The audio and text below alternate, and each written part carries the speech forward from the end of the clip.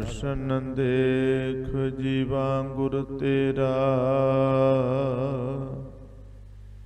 पूरन कर्म होए प्रभ मेरा। एह बिनंती सुन प्रभ मेरे, देहो नाम कर अपने चेरे। तेरे कवन कवन गुण कह कह गावा, तू साहिब गुणी निदाना। तुमरी महिमा बरन न साको, तू ठाकुर ऊच भगवान।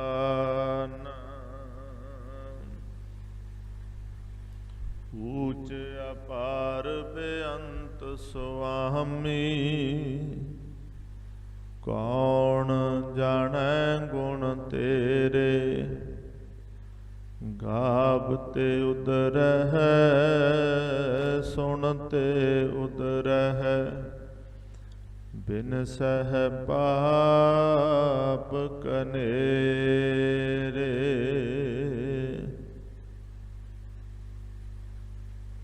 गावते उदर है सुनते उदर है,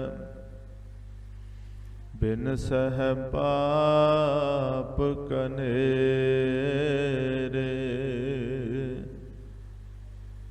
सतनाम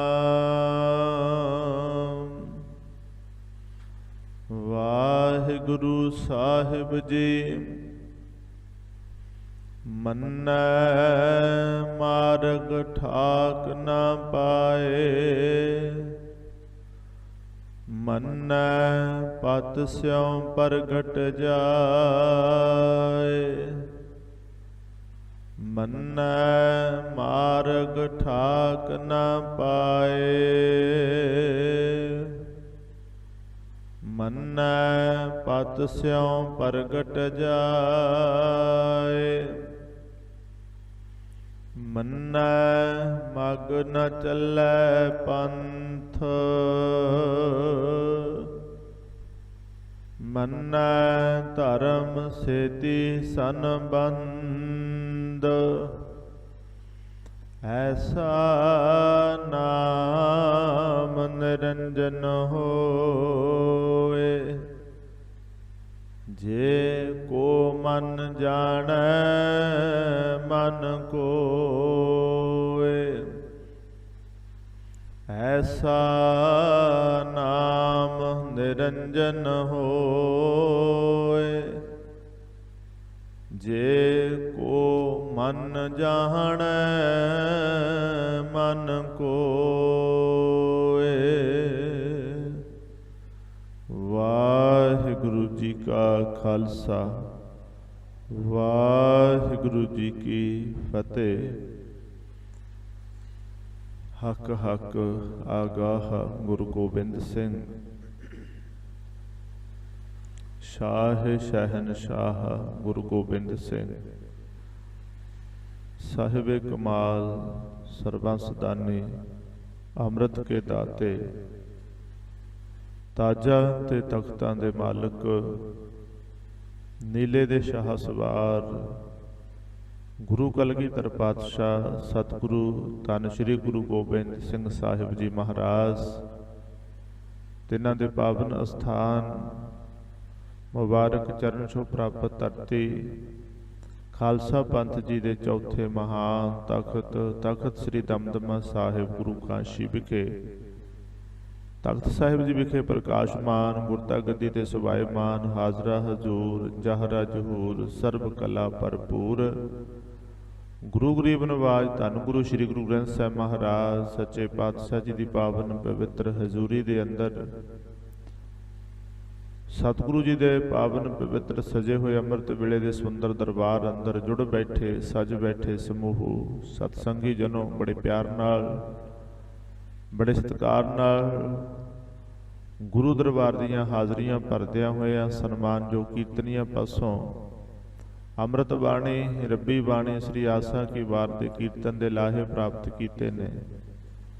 ਉਪਰੰਤ ਧੰਨ ਗੁਰੂ ਨਾਨਕ ਸਾਹਿਬ ਜੀ ਮਹਾਰਾਜ ਤਿਨਾਂ ਦੀ ਪਾਵਨ ਬਾਣੀ ਜਪਜੀ ਸਾਹਿਬ ਜੀ ਦੀ ਜੋ ਲੜੀਵਾਰ ਕਥਾ ਪ੍ਰਾਰੰਭ ਹੋਈ ਹੈ, ਉਹਦੇ ਵਿੱਚੋਂ ਆਪ ਜੀ ਨੇ 14 ਨੰਬਰ ਪੌੜੀ ਦਾ ਪਾਠ ਸਰਵਣ ਕੀਤਾ ਹੈ। ਧੰਨ ਗੁਰੂ ਨਾਨਕ ਸਾਹਿਬ ਜੀ ਮਹਾਰਾਜ ਇਸ ਪੌੜੀ ਦੇ ਅੰਦਰ ਕੀ ਸੇਧ ਬਖਸ਼ਿਸ਼ ਕਰ ਰਹੇ ਨੇ, ਕੀ ਸਤਿਗੁਰੂ ਸੋਝੀ ਪ੍ਰਦਾਨ ਕਰ ਰਹੇ ਨੇ। ਆਓ ਭਾਗਾਂ ਵਾਲਿਓ, ਬੜਾ ਉਦਮ ਕਰਕੇ, ਬੜਾ ਯਤਨ ਕਰਕੇ, ਮਹਾਰਾਜ ਦੀ ਕਿਰਪਾ ਦਾ ਸਦਕਾ ਇਸ਼ਨਾਨ ਪਾਣੀ ਕਰਕੇ ਦੂਰੋਂ ਨੇੜਿਓਂ ਚੱਲ ਕਰਕੇ ਸਤਿਗੁਰੂ ਜੀ ਦੇ ਪਾਵਨ ਦਰਬਾਰ ਅੰਦਰ ਪਹੁੰਚੇ ਹੋ, ਬਾਣੀ ਦੇ ਲਾਹੇ ਪ੍ਰਾਪਤ ਕੀਤੇ ਨੇ। ਆਓ ਗੁਰਮਤਿ ਵਿਚਾਰਾਂ, ਸ਼ਬਦ ਦੀ ਵਿਚਾਰ ਨਾਲ ਜੁੜੀਏ। ਵਿਚਾਰਾਂ ਦੀ ਸਾਂਝ ਪਾਉਣ ਤੋਂ ਪਹਿਲਾਂ ਇੱਕ ਵਾਰ ਸਾਰੀ ਸੰਗਤ ਰਸਨਾ ਦੀ ਪਵਿੱਤਰਤਾ, ਮਨ ਦੀ ਇਕਾਗਰਤਾ ਵਾਸਤੇ ਸਾਰਿਆਂ ਦੀ ਹਾਜ਼ਰੀ ਗੁਰੂ ਚਰਨਾਂ 'ਚ ਪ੍ਰਵਾਨ ਹੋ ਜਾਏ। ਪਿਆਰ ਸਤਿਕਾਰ ਨਾਲ ਉਚਾਰਨ ਕਰੋ, ਆਖੋ ਜੀ ਸਤਿਨਾਮ ਸ੍ਰੀ ਵਾਹਿਗੁਰੂ ਸਾਹਿਬ ਜੀਓ। ਮੰਨੈ ਮਾਰਗ ਠਾਕ ਨਾ ਪਾਏ, ਮੰਨੈ ਪਤ ਸਿਉ ਪ੍ਰਗਟ ਜਾਏ। ਸਤਿਗੁਰੂ ਗੁਰੂ ਨਾਨਕ ਸਾਹਿਬ ਜੀ ਮਹਾਰਾਜ ਪੌੜੀ ਦਰ ਪੌੜੀ ਜੋ ਉਪਦੇਸ਼ ਬਖਸ਼ਿਸ਼ ਕਰਦੇ ਆ ਰਹੇ ਨੇ, ਇਹ ਪੌੜੀ ਦੇ ਉਸ ਡੰਡਿਆਂ ਤੇ ਚੜ੍ਹਨ ਵਾਂਗ ਹੈ, ਜਿਵੇਂ ਆਪਾਂ ਇੱਕ ਡੰਡੇ ਤੋਂ ਦੂਸਰੇ ਡੰਡੇ ਤੇ, ਦੂਸਰੇ ਤੋਂ ਤੀਸਰੇ ਤੇ, ਤੀਸਰੇ ਤੋਂ ਚੌਥੇ ਤੇ, ਅਖੀਰ ਜਿੱਦਾਂ ਚੜ੍ਹਦੇ ਚੜ੍ਹਦੇ ਜਾਵੇ ਮਨੁੱਖ ਤੇ ਮੰਜ਼ਿਲ ਤੇ ਪਹੁੰਚ ਜਾਂਦਾ ਹੈ। ਪਰ ਕਿਤੇ ਪੈਰ ਫਿਸਲ ਗਿਆ, ਕਿਤੇ ਥੋੜੀ ਜਿਹੀ ਬੇਧਿਆਨੀ ਕਰਕੇ ਇੱਧਰ ਉੱਧਰ ਹੋ ਗਏ ਤੇ ਮਨੁੱਖ ਡਿੱਗ ਜਾਏ ਤੇ ਫਿਰ ਉਤਨਾ ਹੀ ਜ਼ੋਰ ਲਾਉਣਾ ਪੈਂਦਾ ਹੈ, ਉਤਨਾ ਹੀ ਟਾਈਮ ਲੱਗਦਾ। ਇਸ ਕਰਕੇ ਇਹ ਜਿਹੜੀਆਂ ਮਹਾਰਾਜ ਸੱਚੇ ਪਾਤਸ਼ਾਹ ਜੀ ਨੇ ਪੌੜੀਆਂ ਬਖਸ਼ਿਸ਼ ਕੀਤੀਆਂ ਨੇ, ਇਹਨਾਂ ਨੂੰ ਆਪਾਂ ਰੋਜ਼ ਇੱਕ ਇੱਕ ਕਰਕੇ ਵਿਚਾਰ ਰਹੇ ਹਾਂ। ਸੁਣਿਆ ਤੇ ਜ਼ੋਰ ਦੇ ਕੇ ਮਹਾਰਾਜ ਨੇ ਮੰਨਣ ਦੀ ਗੱਲ ਕੀਤੀ ਹੈ। ਪਹਿਲੀ ਪੌੜੀ ਦੇ ਵਿੱਚ ਬਚਨ ਕੀਤੇ ਸਨ, ਮੰਨੇ ਕੀ ਗਤ ਕਹੀ ਨਾ ਜਾਏ। ਮੰਨਣ ਵਾਲਿਆਂ ਦੀ ਜਿਹੜੀ ਗਤੀ ਹੈ, ਜਿਨ੍ਹਾਂ ਨੇ ਪਰਮੇਸ਼ਰ ਨੂੰ ਮੰਨ ਲਿਆ ਹੈ, ਪਰਮਾਤਮਾ ਨੂੰ ਮੰਨ ਲਿਆ ਹੈ, ਔਰ ਉਹਦੇ ਬਾਰੇ ਕੋਈ ਮਨ ਦੇ ਵਿੱਚ ਵਹਿਮ ਨਹੀਂ, ਕੋਈ ਭਰਮ ਨਹੀਂ, ਕੋਈ ਭੁਲੇਖਾ ਨਹੀਂ, ਕਿਸੇ ਤਰ੍ਹਾਂ ਦੀ ਕੋਈ ਸ਼ੱਕ ਨਹੀਂ ਹੈਗਾ, ਕੋਈ ਡਾਊਟ ਨਹੀਂ ਹੈ, ਉਹਨਾਂ ਦੀ ਗਤੀ ਤਾਂ ਕਹੀ ਹੋ ਨਹੀਂ ਜਾ ਸਕਦੀ। ਜੇ ਕੋਈ ਕਹਿੰਦਾ ਹੈ ਉਹਨਾਂ ਨੂੰ ਪਛਤਾਵਾ ਕਰਨਾ ਪੈਂਦਾ ਹੈ। ਉਹਨਾਂ ਬਾਰੇ ਵੀ ਪ੍ਰਮਾਤਮਾ ਦੇ ਵਾਂਗ ਹੀ ਲਿਖਿਆ ਨਹੀਂ ਜਾ ਸਕਦਾ ਕੁਝ ਕਾਗਜ਼ਾਂ ਤੇ, ਨਾ ਕੋਈ ਲਿਖਣ ਵਾਲਾ ਹੈ, ਨਾ ਕੋਈ ਲਿਖ ਸਕਦਾ ਹੈ, ਨਾ ਐਸੀ ਸਿਆਹੀ ਹੈ, ਨਾ ਐਸਾ ਕਾਗਜ਼ ਹੈ।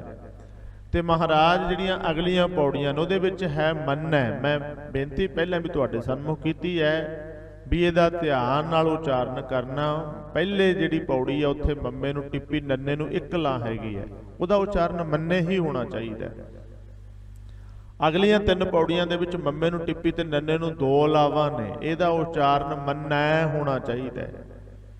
ਅਰਥਾਂ 'ਚ ਫਰਕ ਪੈਂਦਾ। ਇੱਥੇ ਮਹਾਰਾਜ ਕਹਿੰਦੇ ਮੰਨੈ ਮਾਰਗ ਠਾਕ ਨਾ ਪਾਏ। ਜੇ ਕੋਈ ਇਸ ਗੱਲ ਨੂੰ ਮੰਨ ਲਵੇ ਤਾਂ, ਜੇ ਕੋਈ ਇਹ ਮੰਨ ਲਵੇ ਵੀ ਪ੍ਰਮਾਤਮਾ ਹੈਗਾ, ਪਰਮੇਸ਼ਰ ਹੈਗਾ, ਉਹ ਅੰਤਰਜਾਮੀ ਹੈ, ਉਹ ਸਾਰਿਆਂ ਦੇ ਦਿਲਾਂ ਦੀ ਜਾਣਦਾ ਹੈ, ਸਾਰਿਆਂ ਦਾ ਰੋਜ਼ੀ ਦਾਤਾ ਹੈ, ਰਿਜ਼ਕ ਦਾਤਾ ਹੈ, ਜੀਵਨ ਦਾਤਾ ਹੈ, ਤਿਆਦਕ। ਇਹ ਗੱਲ ਜੇ ਮੰਨ ਲਈ ਜਾਏ ਵੀ ਪਰਮੇਸ਼ਰ ਦਾ ਜਿਹਨੇ ਲੜ ਫੜ ਲਿਆ ਹੈ, ਪ੍ਰਮਾਤਮਾ ਫਿਰ ਉਹਨੂੰ ਰੋਲਣ ਨਹੀਂ ਦਿੰਦਾ। ਪ੍ਰਮਾਤਮਾ ਦਾ ਜਿਹਨੇ ਪੱਲਾ ਫੜ ਲਿਆ, ਪ੍ਰਮਾਤਮਾ ਉਹਨਾਂ ਨੂੰ ਔਖੀਆਂ ਘੜੀਆਂ ਨਹੀਂ ਵੇਖਣ ਦਿੰਦਾ। ਆਪਾਂ ਪੜ੍ਹਦੇ ਹਾਂ ਨਾ, ਕਿੰਨੀ ਵਾਰ ਇਸ ਤਰ੍ਹਾਂ ਦੇ ਬਚਨ ਆਉਂਦੇ ਨੇ, ਔਖੀ ਘੜੀ ਨਾ ਦੇਖਣ ਦੇਈ, ਆਪਣਾ ਵਿਰਦ ਸੰਭਾਲੇ, ਹਾਥ ਦੇ ਰਾਖੇ ਆਪਣੇ ਕੋ, ਸਾਸ ਸਾਸ ਬ੍ਰਤ ਪਾਲੇ। ਇਹ ਹੁਣ ਮੰਨਣ ਤੇ ਖੜੀ ਹੈ। ਜੇ ਕਿਸੇ ਨੇ ਗੱਲ ਮੰਨ ਲਈ ਵੀ ਪ੍ਰਮਾਤਮਾ ਨਹੀਂ ਫਿਰ ਔਖੀਆਂ ਘੜੀਆਂ ਦੇਖਣ ਦਿੰਦਾ ਹੈ, ਜਾਂ ਤਤੀਆਂ ਹਵਾਵਾਂ ਨਹੀਂ ਲੱਗਣ ਦਿੰਦਾ। ਤਾਤੀ ਬਾਉਨਾ ਲੱਗ ਗਈ ਪਾਰ ਬ੍ਰਹਮ ਸ਼ਰਨਾਈ, ਚੌਗਿਰਦ ਹਮਾਰੇ RAM ਕਰ ਦੁੱਖ ਲੱਗੈ ਨਾ ਪਾਈ। ਜੇ ਕਿਸੇ ਨੇ ਗੱਲ ਮੰਨ ਲਈ ਵੀ ਜੇ ਸਤਿਗੁਰੂ ਦਾ ਕਿਸੇ ਨੇ ਲੜ ਫੜ ਲਿਆ, ਪਰਮਾਤਮਾ ਦੇ ਕੋਈ ਲੜ ਲੱਗ ਗਿਆ, ਪਰਮੇਸ਼ਰ ਨੂੰ ਸਮਰਪਿਤ ਹੋ ਗਿਆ, ਔਰ ਫਿਰ ਉਹਨੂੰ ਕਿਤੇ ਜਮਾਂ ਦੀਆਂ ਮਾਰਾਂ ਵੀ ਨਹੀਂ ਖਾਣੀਆਂ ਪੈਂਦੀਆਂ। ਧਰਮ ਰਾਏ ਦਰ ਕਾਗਦ ਫਾਰੇ ਜਦ ਨਾਨਕ ਲੇਖਾ ਸਮਝਾ। ਹੁਣੇ ਮੰਨਣ ਵਾਲੀ ਗੱਲ ਹੈ ਨਾ। ਇੱਕ ਬੰਦਾ ਕਹੇਗਾ ਨਾ ਨਾ ਭਾਈ ਜਮਾ ਨੇ ਤਾਂ ਮਾਰਨਾ ਹੀ ਹੈ, ਉਹਦੀ ਤਾਂ ਮਾਰਾਂ ਤਾਂ ਸਹਿਣੀਆਂ ਪੈਣਗੀਆਂ, ਆਵਾਗਾਉਂ ਦੇ ਚੱਕਰ 'ਚ ਤਾਂ ਲੰਘਣਾ ਪਏਗਾ, ਔਰ ਜਿਹੜਾ ਦੁੱਖ ਸੁੱਖ ਨੇ ਉਹ ਤਾਂ ਸਾਰਾ ਕੁਝ ਹੋਏਗਾ। ਪਰ ਇਹ ਮੰਨਣ ਤੇ ਖੜੀ ਹੈ। ਮਹਾਰਾਜ ਕਹਿੰਦੇ ਜੇ ਕਿਸੇ ਨੇ ਪਰਮੇਸ਼ਰ ਨੂੰ ਮੰਨ ਲਿਆ ਵੀ ਉਹ ਸਰਬ ਕਲਾ ਸਮਰੱਥ ਹੈ, ਉਹ ਸਰਬ ਸ਼ਕਤੀਮਾਨ ਹੈ, ਉਹਦੇ ਵਿੱਚ ਇਤਨੀ ਵੱਡੀ ਤਾਕਤ ਹੈ, ਉਹਦੇ ਨਾਮ ਦੇ ਵਿੱਚ ਬਹੁਤ ਵੱਡੀ ਤਾਕਤ ਹੈ। ਜਿਵੇਂ ਆਪਾਂ ਪਹਿਲੀਆਂ 2 ਪੌੜੀਆਂ 'ਚ ਵਿਚਾਰਿਆ, ਐਸਾ ਨਾਮ ਨਿਰੰਜਨ ਹੋਏ। ਪਰਮਾਤਮਾ ਦਾ ਨਾਮ ਐਸਾ ਹੈ, ਮੈਲ ਰਹਿਤ ਹੈ, ਬਿਲਕੁਲ ਮੈਲ ਰਹਿਤ ਹੈ ਪਰਮੇਸ਼ਰ ਦਾ ਨਾਮ। ਜੇ ਕੋ ਮਨ ਜਾਣੈ ਮਨ ਕੋਈ, ਜੇ ਕੋਈ ਇਸ ਗੱਲ ਨੂੰ ਮਨ ਕਰਕੇ ਮੰਨ ਲਵੇ, ਐਨ ਉਹਦਾ ਮਨ ਮੰਨ ਜਾਏ। ਕਈ ਵਾਰੀ ਬੰਦਾ ਉੱਪਰੋਂ ਮੰਨ ਲੈਂਦਾ, ਚਲੋ ਭਾਈ ਜੇ ਤੁਸੀਂ ਕਹਿੰਦੇ ਹੋ ਵੀ ਫਲਾਣਾ ਬੜਾ ਦਿਆਲੂ ਹੈ, ਮੰਨ ਲੈਂਦੇ ਆ, ਪਰ ਮਨ ਨਹੀਂ ਮੰਨਦਾ ਮੇਰਾ। ਮੈਂ ਤੁਹਾਡੇ ਨਾਲ ਚਲੋ ਥੋੜਾ ਜਿਹਾ ਕਿਤੇ ਨਾ ਕਿਤੇ ਤੁਹਾਡੇ ਕਹੇ ਦੇ ਗੱਲ ਮੰਨ ਲੈਣਾ, ਪਰ ਮੇਰਾ ਆਪਣਾ ਮਨ ਨਹੀਂ ਮੰਨਦਾ। ਮਸਲਾ ਇਹ ਹੈ, ਮਹਾਰਾਜ ਕਹਿੰਦੇ ਜੇ ਕੋਈ ਮਨ ਕਰਕੇ ਮੰਨ ਲਵੇ ਨਾ ਪਰਮੇਸ਼ਰ ਦੇ ਨਾਮ ਨੂੰ, ਵੀ ਉਹ ਇਤਨਾ ਨਾਮ ਦੇ ਨਾਲ ਜਿਹੜਾ ਜੁੜ ਜਾਂਦਾ ਉਹਦੇ ਬੇੜੇ ਪਾਰ ਹੋ ਜਾਂਦੇ ਨੇ। ਨਾਮ ਨਾਲ ਜਿਹੜਾ ਜੁੜ ਜਾਂਦਾ ਉਹਦੀ ਸਾਰੀ ਤਰ੍ਹਾਂ ਦੀ ਮੈਲ ਲੱਥ ਜਾਂਦੀ ਹੈ। ਉਹ ਦੱਸ ਰਹੇ ਨੇ ਇਸ ਪੌੜੀ ਦੇ ਵਿੱਚ। ਕਹਿਣ ਲੱਗੇ ਜੇ ਕਿਸੇ ਨੇ ਚੀਜ਼ ਨੂੰ ਮੰਨ ਲਿਆ, ਮੰਨੈ, ਮਾਰਗ ਠਾਕ ਨਾ ਪਾਏ, ਉਹਦੇ ਰਸਤੇ ਦੇ ਵਿੱਚ ਕਿਸੇ ਤਰ੍ਹਾਂ ਦੀ ਕੋਈ ਰੁਕਾਵਟ ਨਹੀਂ ਆਉਂਦੀ। ਠਾਕ ਦਾ ਅਰਥ ਰੁਕਾਵਟ ਹੀ ਹੈ। ਮਾਰਗ ਦਾ ਅਰਥ ਹੈ ਮਾਰਗ ਦੇ ਉੱਪਰ, ਰਸਤੇ ਦੇ ਉੱਪਰ, ਗੱਗੇ ਨੂੰ ਸਿਹਾਰੀ ਹੈ, ਉਸ ਰਸਤੇ ਦੇ ਉੱਪਰ ਕਿਸੇ ਤਰ੍ਹਾਂ ਦੀ ਕੋਈ ਰੁਕਾਵਟ ਨਹੀਂ ਆਉਂਦੀ। ਇਹ ਤਾਂ ਆਪਾਂ ਸਾਰੇ ਜਾਣਦੇ ਹਾਂ ਵੀ ਜਦੋਂ ਆਪਾਂ ਕਿਤੇ ਜਾਣਾ ਹੁੰਦਾ ਹੈ, ਮੰਜ਼ਿਲ ਤੇ ਪਹੁੰਚਣਾ ਹੈ, ਆਪਣੇ ਦਫ਼ਤਰ 'ਚ ਪਹੁੰਚਣਾ ਹੈ, ਆਪਣੇ ਜਿੱਥੇ ਕੋਈ ਡਿਊਟੀ ਹੈ ਉੱਥੇ ਪਹੁੰਚਣਾ ਹੈ, ਰਸਤਾ ਜਿਹੜਾ ਸੀ ਉਹ ਬੜਾ ਲੰਮਾ ਹੈਗਾ, ਤੇ ਜਿੰਨਾ ਰਸਤਾ ਲੰਮਾ ਹੋਏਗਾ ਉਹਨੇ ਸਾਡੇ ਮਨ 'ਚ ਡਰ ਰਹਿੰਦਾ ਹੈਗਾ ਵੀ ਰਸਤੇ 'ਚ ਕੋਈ ਰੁਕਾਵਟ ਨਾ ਆ ਜਾਏ, ਰਸਤੇ 'ਚ ਕੋਈ ਮੁਸ਼ਕਲ ਨਾ ਆ ਜਾਏ। ਹੁਣ ਦੇਖੋ ਦੂਰ ਨਾ ਜਾਓ, ਤੁਸੀਂ ਆਇਓ ਘਰਾਂ 'ਚੋਂ, ਨਿਕਲਦਿਆਂ ਸਾਰ ਇੱਕਦਮ ਮਨ 'ਚ ਆਇਆ ਹੋਣਾ ਵੀ ਮੀਂਹ ਬਹੁਤ ਪਿਆ ਹੋਣਾ, ਕੱਲ ਤੇ ਪਰਸੋਂ 2 ਦਿਨ ਬਹੁਤ ਜ਼ਿਆਦਾ ਮੀਂਹ ਪਿਆ, ਸਾਰੇ ਪਾਸੇ ਜਲ ਥਲ ਹੋਇਆ ਪਿਆ, ਅਸੀਂ ਜਾਣਾ ਤਖਤ ਸਾਹਿਬ ਤੇ ਮਹਾਰਾਜ ਦੇ ਦਰਸ਼ਨ ਦਿਦਾਰੇ ਕਰਨ, ਸੰਗਤ ਦਾ ਆਨੰਦ ਮਾਣਨਾ ਹੈ। ਬਈ ਰਸਤੇ ਦੇ ਵਿੱਚ ਕਿਤੇ ਇਹ ਤਾਂ ਨਹੀਂ ਵੀ ਪਾਣੀ ਖੜਾ ਹੋਵੇ, ਚਿੱਕੜ ਹੋਵੇ ਰਸਤੇ ਦੇ ਵਿੱਚ, ਕਿਤੇ ਲੰਘਣਾ ਵੀ ਮੁਸ਼ਕਲ ਹੋ ਜਾਏ, ਪੈਦਲ ਵੀ ਜਾਣਾ, ਸਾਈਕਲ ਤੇ ਜਾਣਾ, ਸਕੂਟਰ ਤੇ ਜਾਣਾ, ਜਿਵੇਂ ਵੀ ਸਾਧਨ ਨੇ, ਬੜਾ ਔਖਾ ਨਾ। ਹੁਣ ਜੇ ਰਸਤੇ ਦੇ ਵਿੱਚ ਰੁਕਾਵਟ ਹੈ ਤੇ ਜੀ ਕਰਦਾ ਆਉਣ ਨੂੰ, ਪਰ ਰਸਤਾ ਇਜਾਜ਼ਤ ਨਹੀਂ ਦਿੰਦਾ, ਕਿੰਨਾ ਝਟਕਾ ਵੱਜਦਾ। ਬੰਦਾ ਕਹਿੰਦਾ ਕੋਈ ਹੋਰ ਰਸਤਾ ਵੇਖ ਲੈਂਦੇ ਆ, ਉਹ ਵੀ ਰਸਤਾ ਭਰਿਆ ਪਿਆ, ਹੋਰ ਰਸਤਾ ਵੇਖ ਲੈਂਦੇ ਆ, ਉੱਥੇ ਵੀ ਡਿੱਗਣ ਦਾ ਖਦਸ਼ਾ ਹੈਗਾ। ਇਸ ਕਰਕੇ ਰਸਤੇ ਦੀਆਂ ਰੁਕਾਵਟਾਂ ਵੀ ਮਨੁੱਖ ਨੂੰ ਡਰਾਉਂਦੀਆਂ ਰਹਿੰਦੀਆਂ ਨੇ। ਇਸ ਕਰਕੇ ਹਮੇਸ਼ਾ ਹੀ ਮਨੁੱਖ ਦੀ ਆਦਿ ਕਾਲ ਤੋਂ ਕੋਸ਼ਿਸ਼ ਰਹੀ ਹੈ ਵੀ ਰਸਤੇ ਵੀ ਸਾਫ਼ ਰੱਖੇ ਜਾਣ, ਰਸਤਿਆਂ ਦੀ ਸਫਾਈ ਹੋਵੇ, ਸੜਕਾਂ ਜਿਹੜੀਆਂ ਤਾਈਓ ਸੜਕਾਂ ਬਣੀਆਂ ਨੇ, ਨਹੀਂ ਲੋੜ ਕੀ ਸੀਗੀ। ਹੁਣ ਵੀ ਜਿੰਨਾ ਇੱਕ ਸੜਕ ਮਹਿਕਮਾ ਜ਼ੋਰ ਲਾਇਆ ਜਾ ਰਿਹਾ ਹੈ, ਆਪਾਂ ਜਾਂਦੇ ਆ ਤੇ ਸੜਕਾਂ ਦੇ ਉੱਪਰ ਜਾਂਦੇ ਆ ਤੇ ਕਿੰਨੇ ਕਿੰਨੇ ਆਪਾਂ ਨੂੰ ਟੋਲ ਟੈਕਸ ਦੇਣੇ ਪੈਂਦੇ ਨੇ। ਟੋਲ ਟੈਕਸ ਦੇ ਕੇ ਵੀ ਬੰਦਾ ਕਹਿੰਦਾ ਚੱਲ ਕੋਈ ਨਹੀਂ ਯਾਰ ਦੇਤਾ, ਪਰ ਸੜਕ ਤਾਂ ਸਾਫ਼ ਹੈ। ਜੇ ਸੜਕੇ ਨਹੀਂ ਸਾਫ਼ ਹੁੰਦੀ, ਨਾਲੇ ਤਾਂ ਆਪਣਾ ਢਿੱਡ ਦੁਖਣ ਲਾ ਲੈਂਦੇ, ਨਾਲੇ ਗੱਡੀ ਦਾ ਸਤਿਆਨਾਸ਼ ਵੱਜ ਜਾਣਾ ਸੀ, ਨਾਲੇ ਟਾਈਮ ਸਿਰ ਪਹੁੰਚਿਆ ਨਹੀਂ ਸੀ ਜਾਣਾ। ਰਸਤੇ ਦਾ ਸਾਫ਼ ਹੋਣਾ ਬੜਾ ਜ਼ਰੂਰੀ ਹੈ ਮੰਜ਼ਿਲ ਤੇ ਪਹੁੰਚਣ ਵਾਸਤੇ। ਜੇ ਰਸਤੇ ਹੀ ਜਿਹੜਾ ਸੀਗਾ ਉੱਚਾ ਨੀਵਾਂ ਹੈਗਾ, ਘਾਹ ਕੰਡਾ ਹੈਗਾ, ਰਸਤੇ ਦੇ ਵਿੱਚ ਪਤਾ ਨਹੀਂ ਕੀ ਕੁਝ ਕੱਚ ਖਿਲਰਿਆ ਪਿਆ ਔਰ ਮੇਖਾਂ ਖਿਲਰੀਆਂ ਪਈਆਂ ਨੇ, ਭਲਾ ਉਸ ਰਸਤੇ ਤੇ ਆਪਾਂ ਲੰਘ ਸਕਦੇ ਹਾਂ? ਇਸ ਕਰਕੇ ਆ ਜਿਹੜਾ ਜ਼ਿਕਰ ਕੀਤਾ ਨਾ, ਮਾਰਗ ਠਾਕ ਨਾ ਪਾਏ, ਰਸਤੇ ਦੇ ਵਿੱਚ ਰੁਕਾਵਟਾਂ ਬਹੁਤ ਆਉਂਦੀਆਂ ਨੇ, ਪਰ ਬੰਦਾ ਕਹਿੰਦਾ ਵੀ ਇੱਕ ਤਾਂ ਮਾਰਗ ਸਹੀ ਹੋਵੇ, ਐਨ ਸਿੱਧਾ ਹੋਵੇ, ਸੈਕਿੰਡ ਕੋਈ ਰਸਤੇ 'ਚ ਰੁਕਾਵਟ ਨਾ ਹੋਵੇ, ਉਲਝਣ ਨਾ ਹੋਵੇ। ਕਿਉਂਕਿ ਬਹੁਤੇ ਬੰਦੇ ਵਿਚਾਰੇ ਉੱਥੇ ਵੀ ਥੱਕ ਜਾਂਦੇ ਨੇ ਜਿੱਥੇ ਰਸਤਾ ਵਾਰ-ਵਾਰ ਬਦਲਣਾ ਪਵੇ। ਆਪਾਂ ਨੂੰ ਪਤਾ ਨਹੀਂ, ਆਪਾਂ ਕਿਤੇ ਤੁਰ ਗਏ ਆ, ਇੱਥੋਂ ਸਪੋਜ਼ ਕਰ ਲਓ ਦਿੱਲੀ ਨੂੰ ਚੱਲੇ ਆ, ਜਾਂ ਕਿਤੇ ਚੰਡੀਗੜ੍ਹ ਨੂੰ ਚੱਲੇ ਆ, ਜਲੰਧਰ ਨੂੰ ਚੱਲੇ ਆ, ਰਸਤੇ ਦਾ ਪਤਾ ਨਹੀਂ ਹੈ, ਆਪਾਂ ਚੱਲ ਗਏ ਤੇ ਅੱਗਿਓਂ ਆਹ ਰਸਤਾ ਕਿ ਰਸਤਾ ਆਪਾਂ ਨੂੰ ਪਤਾ ਨਹੀਂ, ਪੁੱਛ ਲਿਆ ਕਿਸੇ ਨੂੰ, ਅਗਲੇ ਨੇ ਕਹਿਤਾ ਜੀ ਰਸਤੇ ਤਾਂ 2-3 ਜਾਂਦੇ ਨੇ, ਆਹ ਰਸਤਾ ਵੀ ਚਲੇ ਜਾਓ, ਇਸ ਰਸਤੇ। ਆਪਣੀ ਅਗਲੀ ਗੱਲ ਹੋਏਗੀ ਵੀ ਸਹੀ ਰਸਤਾ ਕਿਹੜਾ ਰਹੇਗਾ। जे अगला कहते भी सारे इक्को जिहे ने, चलो आप किसी होर रास्ते तुर के अगे ब्लॉक हो गया, हो बंद हो गया, या भीड़ा हो गया, या उतों कोई इस तरह की फिर वापस मुड़ना पैना, फिर दूसरा उत्थे भी कोई इस तरह की गल बन जाए, फिर इत्थे भी बंदे दा एनर्जी वेस्ट हुंदी है, बंदे दा समा वेस्ट हुंदा है और मंजिल ते फिर भी नहीं पहुँच सकता। इसे तरह भागां वालिओ ये धार्मिक दुनिया दे विच है। जिहड़ा रास्ता वाहिगुरू जी तक पहुँचदा है, जिहड़ा रास्ता परमात्मा दे दर घर विच लै जांदा है, वो रास्ता किहड़ा है, उस रास्ते ते कोई रुकावट ते नहीं है, उस रास्ते ते कोई विघन ते नहीं है। ते आपां नूं इह चीज़ दा भी ध्यान रखना पैंदा, क्योंकि रास्ते कई बना लए गए ने। जानी दूसरी गल ये है भी जे रास्ते दे विच रुकावटां ने, मुश्किलां ने, ते सतगुरु साहिब सच्चे पातशाह कह रहे ने, कहंदे जे कोई परमात्मा दे नाम नूं मन लै ना, परमेश्वर दे नाम नूं मन लै, ਉਹਦੇ ਰਸਤੇ ਦੇ ਵਿੱਚ इस तरह की कोई भी रुकावट नहीं आउंदी। परमात्मा नूं जदों आपां मिलन की गल करते हाँ, परमात्मा तक पहुँचण दे लई भी कई तरह दी रुकावटां ने, रुकावटां वखरीआं ने। रुकावटां की ने, रस्ते दे विच मोह आ गया, माया आ गई, हौमे आ गई, ईरखा आ गई, दूई दवैत आ गई, साड़ा आ गया, इत्यादि के सारियां रुकावटां ही ने। ये भी मनुख नूं मंजिल तक नहीं पहुँचण देंदियां। बाबा फरीद जी ने जिहड़े वो वचन कीते ने, चलो वो ढुकदे ने अज दे दिनां ते बई जिथे वो कहंदे ने बई मेरा जी करदा मैं अपने परमात्मा तक, अपने रब तक, अपने प्यारे तक मिलण जाना, पर मुश्किल की है गलियां चिक्कड़ दूर घर, नाल प्यारे नेहो, चल्ला तां भिज्जै कंबली, राहां तां टुटै नेहो। हुण रास्ते की जिहड़ी मुश्किल है वो भी बाबा जी ने बयान कीती है बई रास्ते दे विच की है, गलियां दे विच, सड़कां दे विचों जिथों दी लंघ के जाना चिक्कड़ नाल भरीआं पईआं ने, गंदमंद नाल भरीआं पईआं ने, और पर दूर घर प्यारे दा घर भी दूर है। जाना जरूर है, जे जाना चलना तां भिज्जै कंबली, ते मेरे जिहड़े कपड़े ने, कंबली लई हुई वो भी भिजदी है वरखा दे नाल, मींह दे नाल इत्यादक।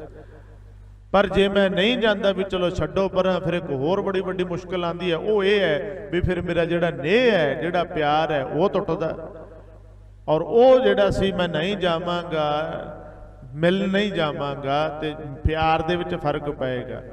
फिर उन्होंने की आख्या भी जां तां कंबली की परवाह की जाए, जो मैं पहला बेनती की, जां तां राही ये आखे भी आपां ने गड्डी नहीं तड़ाउणी, आका ने आपां ने हंबड़ा हारना नहीं है, छड्ड परां जांदे नहीं, जां तां बंदा घरे ही बह जे भी चलो जी गल खत्म है, ते जां फिर जे जाना ही जाना फिर कोई रास्ता होर चूज किया जाए।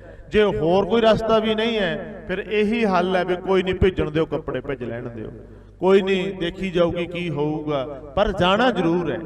बाबा फरीद जी ने फिर तां ही तां वचन कीते सी ना बई पहला कहंदे ने कंबली भिज जाएगी, चिक्कड़ है सारा कुछ, पर अगे कहंदे भिजो सिजो कंबली, भिजण दिओ, अल्लाह वरसो मेहो, मींह भी पै रिहा, आपां रब नूं भी नहीं कहंदे भी रब्बा मींह बंद कर लै, आपां नहीं कहंदे पैण दिओ मींह, पर अपना काम आपां करना है। बदल जिहड़े ने मींह पा रहे ने उन्हां नूं अपना काम करन दिओ, अल्लाह वरसो मेहो, जाए मिलां ते ना सज्जणा, टुटो ना ही नेहो। मैं तां इन्हां हालातां दे विच भी जिहड़ा सी अपने प्यारे नूं जाके मिलांगा, बस मेरा नेह ना टुटे, कपड़े तो होर भी मिल जाणगे, कपड़े तो बदल भी लै जाणगे, कपड़े धोते भी जाणगे, बहुत हल हैगे ने। जे हथ पैर भी लिबड़ गए, मूल पलीती कपड़ होए जिवें आपां पढ़दे हां, दे साबुण लईआ धोते जाणगे, पर मेरा नेह ना टुट जाए, नेम ना टुट जाए मेरा। कितनी वड्डी गल आखी है। इस करके जिहड़ा है बस यही है भी जां तां रास्ता चेंज किया जाए। हुण इस दे पासे की है, परमात्मा दे मिलन दे रस्ते दे विच रुकावटां किहड़ियां आउंदियां ने, विघन किहड़े आउंदे ने, किसी नूं हौमे हो गई, किसी नूं हंकार हो गया, किसी नूं कुछ हो गया, ते बाबा जी कहंदे ने ये रुकावटां पासे किवें होणगीਆਂ जदों कोई परमात्मा नूं मन्नण लग जाएगा। परमात्मा नूं मन्नण तो भाव की है, परमात्मा दे अंदर जिहड़े गुण ने उन्हां नूं समझेगा, उन्हां गुणां नूं धारण करेगा अपने आप दे विच, फिर उन्हां दे अंदर ईरखा नहीं होएगी, उन्हां दे अंदर साड़ा भी नहीं होवेगा, और उन्हां दे अंदर हौमे ते हंकार भी नहीं होएगा। ये बड़ियां रुकावटां ने। और याद रखियो प्यारिओ, मैं कितनी बार अर्ज कीती है भी समय समय ते साडा इतिहास असीं अपनी गल करिए, सिखां नूं कितनी बार हरमंदर साहिब जी दे नालों तोड़न दे यतन कीते गए, ਹਰਿਮੰਦਰ ਸਾਹਿਬ ਜੀ ਦੇ ਨਾਲੋਂ ਦੂਰ ਕਰਨ ਦੇ ਯਤਨ ਕੀਤੇ ਗਏ, ਕਿਉਂਕਿ ਉਹ ਦੁਸ਼ਮਣ ਸਮਝਦੇ ਸੀ ਵੀ ਹਰਿਮੰਦਰ ਸਾਹਿਬ ਚ ਆਉਂਦੇ ਨੇ, ਇੱਥੇ ਸਰੋਵਰਾਂ 'ਚ ਇਸ਼ਨਾਨ ਕਰਦੇ ਨੇ, ਬਾਣੀ ਸੁਣਦੇ ਨੇ, ਇਹਨਾਂ ਨੂੰ ਇੱਕ એનર્ਜੀ ਮਿਲਦੀ ਹੈ, ਇਹ ਮੁੱਕਦੇ ਹੀ ਨਹੀਂ, ਖਤਮ ਹੀ ਨਹੀਂ ਹੁੰਦੇ। ਉਹਨਾਂ ਨੇ ਆਖਿਆ ਵੀ ਇਹਨਾਂ ਦੇ ਹਰਿਮੰਦਰ ਸਾਹਿਬ ਦੇ ਉੱਪਰ ਕਬਜ਼ਾ ਕਰ ਲਓ, ਔਰ ਕੀਤਾ ਵੀ। ਉੱਥੇ ਜਿਹੜਾ ਸੀ ਮੱਛੇ ਰੰਗੜ ਵਰਗਿਆਂ ਦਾ ਆਪਾਂ ਪ੍ਰਸੰਗ ਪੜ੍ਹਦੇ ਆ, ਉਹਨਾਂ ਨੇ ਕਬਜ਼ੇ ਕਰਕੇ ਔਰ ਕੰਜਰੀਆਂ ਦੇ ਨਾਚ ਤੱਕ ਨਚਾਏ, ਆਪ ਉੱਥੇ ਸ਼ਰਾਬਾਂ ਦੇ ਦੌਰ ਵੀ ਚਲਾਏ, ਸਰੋਵਰ ਨੂੰ ਮਿੱਟੀ ਤੱਕ ਪੂਰਨ ਦੀਆਂ ਵੀ ਕਈ ਵਾਰੀ ਪ੍ਰਸੰਗ ਆਉਂਦੇ ਨੇ ਸੰਖੇਪ ਦੇ ਵਿੱਚ। ਪਰ ਸਿੱਖਾਂ ਦੇ ਸਾਰੇ ਰਸਤੇ ਬੰਦ ਕਰ ਦਿੱਤੇ ਗਏ ਸੀ, ਬਲੌਕ ਕਰ ਦਿੱਤੇ ਗਏ ਸੀ, ਚੱਪੇ ਚੱਪੇ ਤੇ ਪਹਿਰੇ ਸੀਗੇ।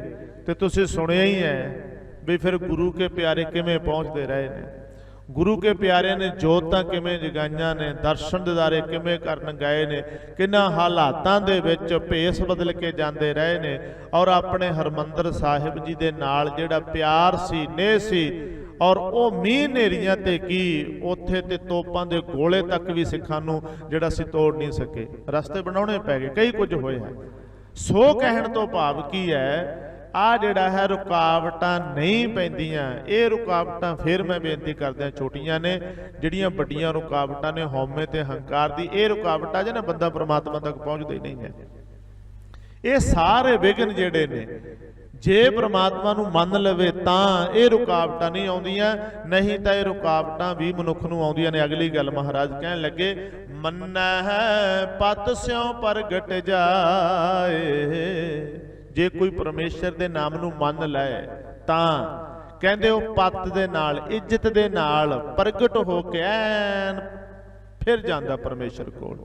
ਹੁਣ ਪਤ ਸ਼ਬਦ ਆਇਆ, 4-5 ਤਰ੍ਹਾਂ ਦੀਆਂ ਗੱਲਾਂ ਚੱਲਦੀਆਂ ਨੇ। ਇੱਕ ਬੰਦੇ ਦੀ ਇੱਥੇ ਇੱਜ਼ਤ ਹੈ ਦੁਨੀਆ ਦੇ ਵਿੱਚ, ਰੱਬ ਦੇ ਘਰ ਵਿੱਚ ਕੋਈ ਇੱਜ਼ਤ ਨਹੀਂ ਹੈ, ਕੋਈ ਉਹਦੀ ਬਾਤ ਨਹੀਂ ਪੁੱਛਦਾ। ਉੱਥੇ ਇੱਥੇ ਉਹਦੇ ਕੋਲੇ ਪੈਸਾ ਹੈ, ਚੌਧਰ ਹੈ, ਕਈ ਕੁਝ ਹੈ, ਇੱਥੇ ਲੋਕ ਉਹਨੂੰ ਸਲਾਮਾ ਸਲੂਟ ਕਰਦੇ ਨੇ ਕਿਸੇ ਝੇਪ ਕਰਕੇ, ਕਿਸੇ ਕਾਰਨ ਕਰਕੇ, ਪਰ ਰੱਬ ਦੀ ਦਰਗਾਹ ਦੇ ਵਿੱਚ ਉਹਦੀ ਇੱਕ ਪੈਸੇ ਦੀ ਬੁੱਕਤ ਨਹੀਂ ਹੈ। ਐਸੇ ਵੀ ਹੈਗੇ ਨੇ।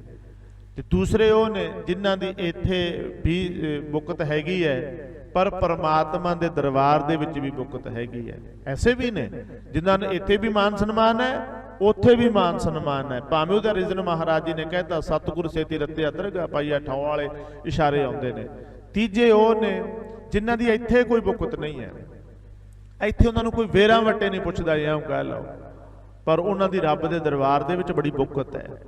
ਚੌਥੇ ਉਹ ਨੇ ਜਿਨ੍ਹਾਂ ਨੂੰ ਇੱਥੇ ਵੀ ਕੋਈ ਨਹੀਂ ਪੁੱਛਦਾ ਤੇ ਉੱਥੇ ਵੀ ਕੋਈ ਨਹੀਂ ਪੁੱਛਦਾ, ਬਿਲਕੁਲ ਇਸ ਤਰ੍ਹਾਂ ਦਾ। ਤੇ ਫਿਰ ਆਪਾਂ ਇਹ ਵੀ ਪੜ੍ਹਦੇ ਹਾਂ ਵੀ ਕਈਆਂ ਦੀ ਇੱਥੇ ਵੀ ਨਹੀਂ ਤੇ ਉੱਥੇ ਵੀ ਨਹੀਂ, ਕਈਆਂ ਦੀ ਉੱਥੇ ਹੈ, ਕਈਆਂ ਦੀ ਇੱਥੇ ਨਹੀਂ ਹੈਗੀ, ਇਤਿਆਦਿਕ ਇਸ ਤਰ੍ਹਾਂ। ਪਤ ਦਾ ਭਾਵ ਹੈ, ਇੱਜ਼ਤ ਦਾ ਭਾਵ ਹੈ। ਹੁਣ ਗੁਰੂ ਸਾਹਿਬ ਸੱਚੇ ਪਾਤਸ਼ਾਹ ਜਿਹੜਾ ਇੱਥੇ ਜ਼ਿਕਰ ਕਰ ਰਹੇ ਨੇ, ਮੰਨੈ ਪਤ ਸਿਉ ਪ੍ਰਗਟ ਜਾਏ। ਇੱਥੇ ਇੱਜ਼ਤ ਕਿਵੇਂ ਮਿਲੇਗੀ, ਇੱਥੇ ਮਾਨ ਸਨਮਾਨ ਕਿਵੇਂ ਮਿਲੇਗਾ? ਇੱਥੇ ਬੱਲੇ ਬੱਲੇ ਲਈ ਮਨੁੱਖ ਜੱਦੋ ਜਹਿਦ ਕਰਦਾ, ਭੱਜ ਨੱਠ ਕਰਦਾ, ਯਤਨ ਕਰਦਾ, ਕਈ ਤਰ੍ਹਾਂ ਦੇ ਰਿਕਾਰਡ ਬਣਾਉਂਦਾ, ਤੋੜਦਾ, ਕਈ ਕੁਝ ਕਰਦਾ ਵੀ ਇੱਥੇ ਆਪਣੀ ਇੱਜ਼ਤ ਬਣ ਜਾਏ। ਪਰ ਇੱਥੇ ਇੱਜ਼ਤ ਬਣ ਜਾਣੀ, ਸਾਰਾ ਕੁਝ ਹੋ ਜਾਣਾ, ਪਰ ਜੇ ਅਗਲੀ ਗੱਲ ਨਾ ਸਮਝੀ, ਪਰਮੇਸ਼ਰ ਵਾਲੇ ਪਾਸੇ ਨਹੀਂ ਗਏ, ਪ੍ਰਮਾਤਮਾ ਵਾਲੇ ਨਾਮ ਵਾਲੇ ਪਾਸੇ ਨਹੀਂ ਗਏ, ਸੇਵਾ ਸਿਮਰਨ ਵਾਲੇ ਪਾਸੇ ਨਹੀਂ ਗਏ, ਪ੍ਰਮਾਤਮਾ ਨੂੰ ਮੰਨਣ ਵਾਲੇ ਪਾਸੇ ਹਟ ਗਏ, ਇੱਥੇ ਜਿੰਨੀ ਮਰਜ਼ੀ ਇੱਜ਼ਤ ਵੀ ਹੋਵੇ ਨਾ, ਪ੍ਰਮਾਤਮਾ ਦੇ ਦਰਬਾਰ ਦੇ ਵਿੱਚ ਕੋਈ ਨਾ ਪੁੱਛੇ ਤੇ ਫਿਰ ਐਸੀ ਇੱਜ਼ਤ ਦਾ ਫਾਇਦਾ ਕੀ ਹੋਇਆ? ਜਿਹਨੂੰ ਮਹਾਰਾਜ ਇਸ ਤਰ੍ਹਾਂ ਕਹਿੰਦੇ ਨੇ ਬਾਣੀ ਦੇ ਵਿੱਚ ਵੀ ਜੇ ਜੁਗ ਚਾਰੇ ਆਰਜਾ ਹੋਰਦ ਸੁਣੀ ਹੋਏ। ਅਗਲੀ ਗੱਲ ਕਹਿੰਦੇ, ਨਵਾਂ ਖੰਡਾਂ ਵਿੱਚ ਜਾਣੀਆਂ, ਨਾਲ ਚੱਲੈ ਸਭ ਕੋਏ। ਇਹਨਾਂ ਜਿਹੜਾ ਸੀਗਾ 9 ਖੰਡਾਂ ਦੇ ਵਿੱਚ ਉਹਨਾਂ ਨੂੰ ਜਾਣਨ ਲੱਗ ਜਾਣ ਲੋਕ, ਇੰਨਾ ਰਿਸਪੈਕਟ ਤੇ ਇੰਨਾ ਮਾਨ ਸਨਮਾਨ ਸਤਿਕਾਰ ਹੋਵੇ ਤੇ ਨਾਲ ਚੱਲੇ, ਉਹਨਾਂ ਦੇ ਨਾਲ ਸਾਰੇ ਅੱਗੇ ਪਿੱਛੇ ਤੁਰਦੇ ਹੋਣ। ਚੰਗਾ ਨਾਉ ਰਖਾਏ ਕੈ, ਚੰਗਾ ਨਾਉ ਬਣ ਜਾਏ, ਉਹਨਾਂ ਦਾ ਨਾਮਣਾ ਬਣ ਜਾਏ, ਪ੍ਰਸਿੱਧੀ ਮਿਲ ਜਾਏ। ਚੰਗਾ ਨਾਉ ਰਖਾਏ ਕੈ, ਜਸ ਕੀਰਤ ਜਗ ਲੈ, ਪੂਰਾ ਜਸ ਕੀਰਤੀ ਵਡਿਆਈ ਸੋਭਾ ਲੈਵੇ ਉਹ। ਜਸ ਕੀਰਤ ਜਗ ਲੈ, ਜੇ ਤਿਸ ਨਦਰ ਨਾ ਆਵਈ ਤਾਂ ਬਾਤ ਨਾ ਪੁੱਛੈ ਕਿ। ਪਰ ਜੇ ਉਹਨੇ ਕੋਈ ਸ਼ੁਭ ਕਰਮ ਨਹੀਂ ਕੀਤਾ, ਨੇਕ ਕਰਮ ਨਹੀਂ ਕੀਤਾ, ਭਲਾ ਕਰਮ ਨਹੀਂ ਕੀਤਾ, ਕੋਈ ਪਰਮੇਸ਼ਰ ਦੇ ਨਾਮ ਨੂੰ ਨਹੀਂ ਜਪਿਆ, ਸਾਧਨਾ ਨਹੀਂ ਕੀਤੀ, ਸਵਾਸਾਂ ਦੀ ਪੂੰਜੀ ਨੂੰ ਸਫਲਾ ਨਹੀਂ ਕੀਤਾ, ਪਰਮੇਸ਼ਰ ਦੀ ਨਜ਼ਰ 'ਚ ਪ੍ਰਵਾਨਗੀ ਨਹੀਂ ਹੈ, ਤੇ ਇਤਨਾ ਕੁਝ ਹੋਣ ਦੇ ਬਾਵਜੂਦ ਵੀ, ਇੰਨਾ ਮਾਨ ਸਨਮਾਨ ਹੋਣ ਦੇ ਬਾਵਜੂਦ ਵੀ, ਜੇ ਤਿਸ ਨਦਰ ਨਾ ਆਵਈ, ਜੇ ਪ੍ਰਮਾਤਮਾ ਦੀ ਨਜ਼ਰ ਦੇ ਵਿੱਚ ਪ੍ਰਵਾਨ ਨਹੀਂ ਚੜਿਆ, ਤਾਂ ਬਾਤ ਨਾ ਪੁੱਛੈ ਕਿ, ਤਾਂ ਕਿਸੇ ਨੇ ਬਾਤ ਨਹੀਂ ਪੁੱਛਣੀ। ਇੱਥੇ ਮਾਨ ਸਨਮਾਨ ਹੈ, ਪਰ ਅੱਗੇ ਕੋਈ ਨਹੀਂ ਹੈ। ਐਸੇ ਐਸੇ ਭਗਤ ਜਨਾਂ ਦਾ ਆਪਾਂ ਜੀਵਨ ਪੜ੍ਹਦੇ ਹਾਂ। ਮਹਾਰਾਜ ਨੇ ਬਾਣੀ 'ਚ ਇਸ਼ਾਰੇ ਵੀ ਕੀਤੇ ਨੇ। ਕੁਝ ਲੋਕ ਐਸੇ ਹੋਏ ਨੇ ਜਿਨ੍ਹਾਂ ਦਾ ਇੱਥੇ ਕੋਈ ਮਾਨ ਸਨਮਾਨ ਨਹੀਂ ਸੀ, ਇੱਥੇ ਕੋਈ ਪੱਤ ਨਹੀਂ ਸੀਗੀ। ਭਗਤ ਨਾਮਦੇਵ ਜੀ ਵਰਗਿਆਂ ਨੂੰ ਮੰਦਰਾਂ 'ਚੋਂ ਧੱਕੇ ਮਾਰ ਕੇ ਕੱਢਣਾ, ਕਿੱਡਾ ਉਹਨਾਂ ਨਾਲ ਕੈਸੀਆਂ ਬਦਸਲੂਕੀਆਂ ਕੀਤੀਆਂ ਗਈਆਂ, ਕੈਸਾ ਉਹਨਾਂ ਨਾਲ ਵਿਵਹਾਰ ਕੀਤਾ ਗਿਆ। ਭਗਤ ਰਵਿਦਾਸ ਜੀ ਵਰਗਿਆਂ ਨੂੰ ਪੰਡਤਾਂ ਨੇ ਪੰਗਤ ਵਿੱਚ ਬੈਠਿਆਂ ਤੋਂ ਜਿਹੜਾ ਸੀਗਾ ਇਤਰਾਜ਼ ਖੜਾ ਕਰਨਾ ਵੀ ਇਹਨੂੰ ਜਮਾਰ ਨੂੰ ਤੁਸੀਂ ਸਾਡੇ ਬਰਾਬਰ ਕਿਉਂ ਬਿਠਾ ਲਿਆ। ਕਿੱਡੇ ਪ੍ਰਸੰਗ ਨੇ ਇਸ ਤਰ੍ਹਾਂ ਦੇ। ਬਹੁਤ ਕੁਝ ਐਸਾ ਹੈਗਾ, ਬਹੁਤ ਸਾਰਿਆਂ ਨਾਲ ਇੱਥੇ ਨਹੀਂ ਸੀ, ਪਰ ਪਰਮਾਤਮਾ ਦੇ ਦਰਬਾਰ ਦੇ ਵਿੱਚ ਉਹਨਾਂ ਦੀ ਸੋਭਾ ਕਿੰਨੀ ਹੋਈ, ਪਰਮੇਸ਼ਰ ਦੇ ਦਰਬਾਰ ਦੇ ਵਿੱਚ ਉਹਨਾਂ ਦੀ ਸੋਭਾ ਕਿੰਨੀ ਹੋਈ। ਨਾਲੇ ਨਾ ਇੱਕ ਚੀਜ਼ ਹੋਰ ਬੇਨਤੀ ਕਰਾਂ, ਇੱਥੇ ਦੀ ਇੱਜ਼ਤ ਵੀ ਹੋਣੀ ਚਾਹੀਦੀ ਹੈ। ਬੰਦੇ ਨੂੰ ਇਹ ਕੰਮ ਕਰਨਾ ਚਾਹੀਦਾ ਵੀ ਪਰਮਾਤਮਾ ਦੇ ਦਰਬਾਰ ਦੇ ਵਿੱਚ ਵੀ ਮਾਨ ਸਨਮਾਨ ਜੋਗਾ ਸਾਨੂੰ ਕੰਮ ਕਰਨਾ ਚਾਹੀਦਾ। ਕੱਲੀਆਂ ਇੱਥੇ ਦੀਆਂ ਇੱਜ਼ਤਾਂ 'ਚ ਨਾ ਫਸੇ ਰਹੀਏ, ਇਹ ਵੀ ਠੀਕ ਨਹੀਂ ਹੈ। ਦੂਸਰੀ ਗੱਲ ਮਹਾਰਾਜ ਨੇ ਸਾਨੂੰ ਇਹ ਵੀ ਆਖੀ ਹੈ, ਕੱਲੇ ਪਰਲੋਕ ਦੀ ਚਿੰਤਾ ਹੀ ਨਾ ਕਰੀ ਜਾਈਏ, ਉੱਥੇ ਦੀ ਜਿਹਦੀ ਚਿੰਤਾ ਨਾ ਕਰੀ ਜਾਈਏ ਵੀ ਇੱਥੇ ਜੋ ਹੁੰਦਾ ਦੇਖੀ ਜਾਏ। ਇੱਕ ਮੈਨੂੰ ਸਾਖੀ ਯਾਦ ਆ ਗਈ ਹੈ, ਬੜੇ ਧਿਆਨ ਨਾਲ ਸੁਣਿਓ। ਕਹਿੰਦੇ ਇੱਕ ਨਾ